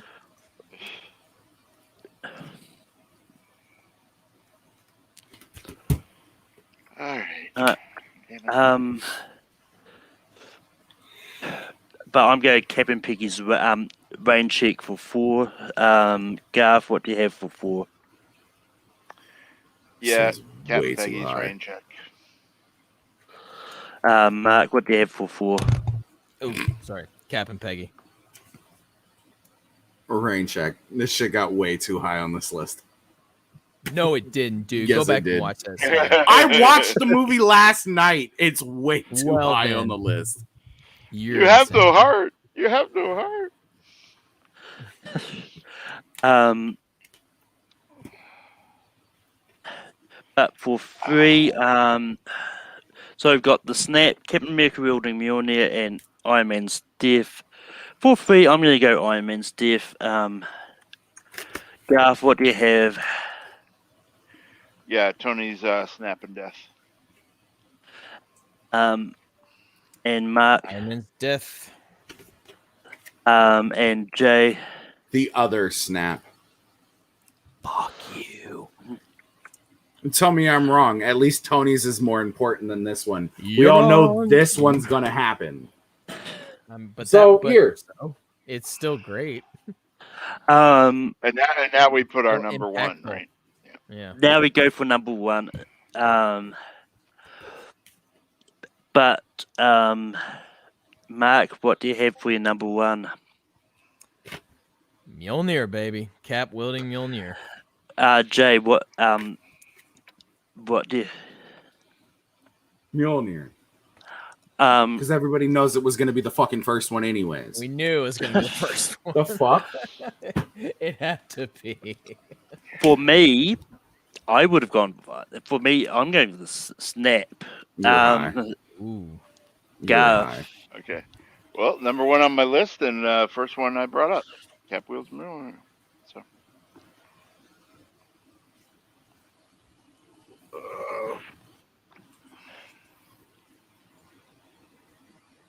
You break my heart. I swear to God, most of y'all break my heart. Hey, you, We knew it. No, we knew as soon as the moment was brought up, it was going to be the fucking number one. Like, well, yeah. What's wrong with that? It's fine. Well, yeah. there's nothing That's why wrong with it. We'll talk about it. We'll talk about it I mean, once for it's crying over. out loud, I got the shield and Mjolnir right there beside me. Oh no, do you? Yeah, man. I can't see him in the background. Garth, what else do you have in your background? Do you have another Captain America? And I'm kidding. Yep. I'm kidding. I swear to God. I just. But with that being said, I'm just going to make sure I've spelt that correctly. There's no E in Mjolnir. Mjolnir. Don't Yeah. forget the umlauts. The umlaut. Yeah, exactly. You can copy it from the wiki. Yeah, I mean, I don't Don't get copy much it from about the Halo wiki though, because they don't spell it right. Anyway, going quickly to go through the top 12. At number 12, got Rio Groot. At 11, we got Odin's Death. At 10, we got Louis Recaps. At 9, we got Airport Battle. At 8, we got Vulture Spider Car Ride. At 7, we got Avengers Assembled. At 6, we got Killmonger's Death. At 5, we got Elevator Scene. At 4, we got Kevin Piggy's Rain Check. At 3, we got Iron Man's Death. At 2, we got The Snap. And number 1 is Catworld's Mjolnir game. All in all, this was long. This was fun. We all argued. We'll all probably be friends again after this. Garth, we can people find you online. Just Garth McMurray on Facebook and Twitter, and Garth_McMurray on Instagram. You can see some of my comics art there. Check Mark, out his art, dude. It's so good. Thanks, Mark, where can people find you online? At Mark the Bat on Twitter and Instagram mostly, and yeah, you can yell at me there all you want, but be warned, I yell back. Jay, where can people find you online? They can't. Don't look for me. I don't want to talk to anybody. If we're not already friends, I don't want to talk to you. And you can find me over on Tape through where I host Rankum every Saturday. I'll have a poll up next week. I'll have a poll up later after tonight for what you want next week's topic to be. I may do a late night tomorrow after this. I don't know. I mean, I did announce that there was going to be one. If it's the top, it will be X-Men. I promise you it won't be as long as this for sure.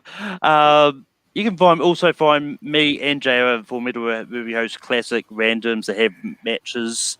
Follow Pat on the Montyverse. But with that, and I appreciate the two people that are still with us. You all exhibited. Hi, I'm Captain America, here to talk to you about one of the most valuable traits a soldier or student can have: patience. Sometimes patience is the key to victory. Sometimes it leads to very little, and it seems like it's not worth it. And you wonder why you waited so long for something so disappointing. How many more of these?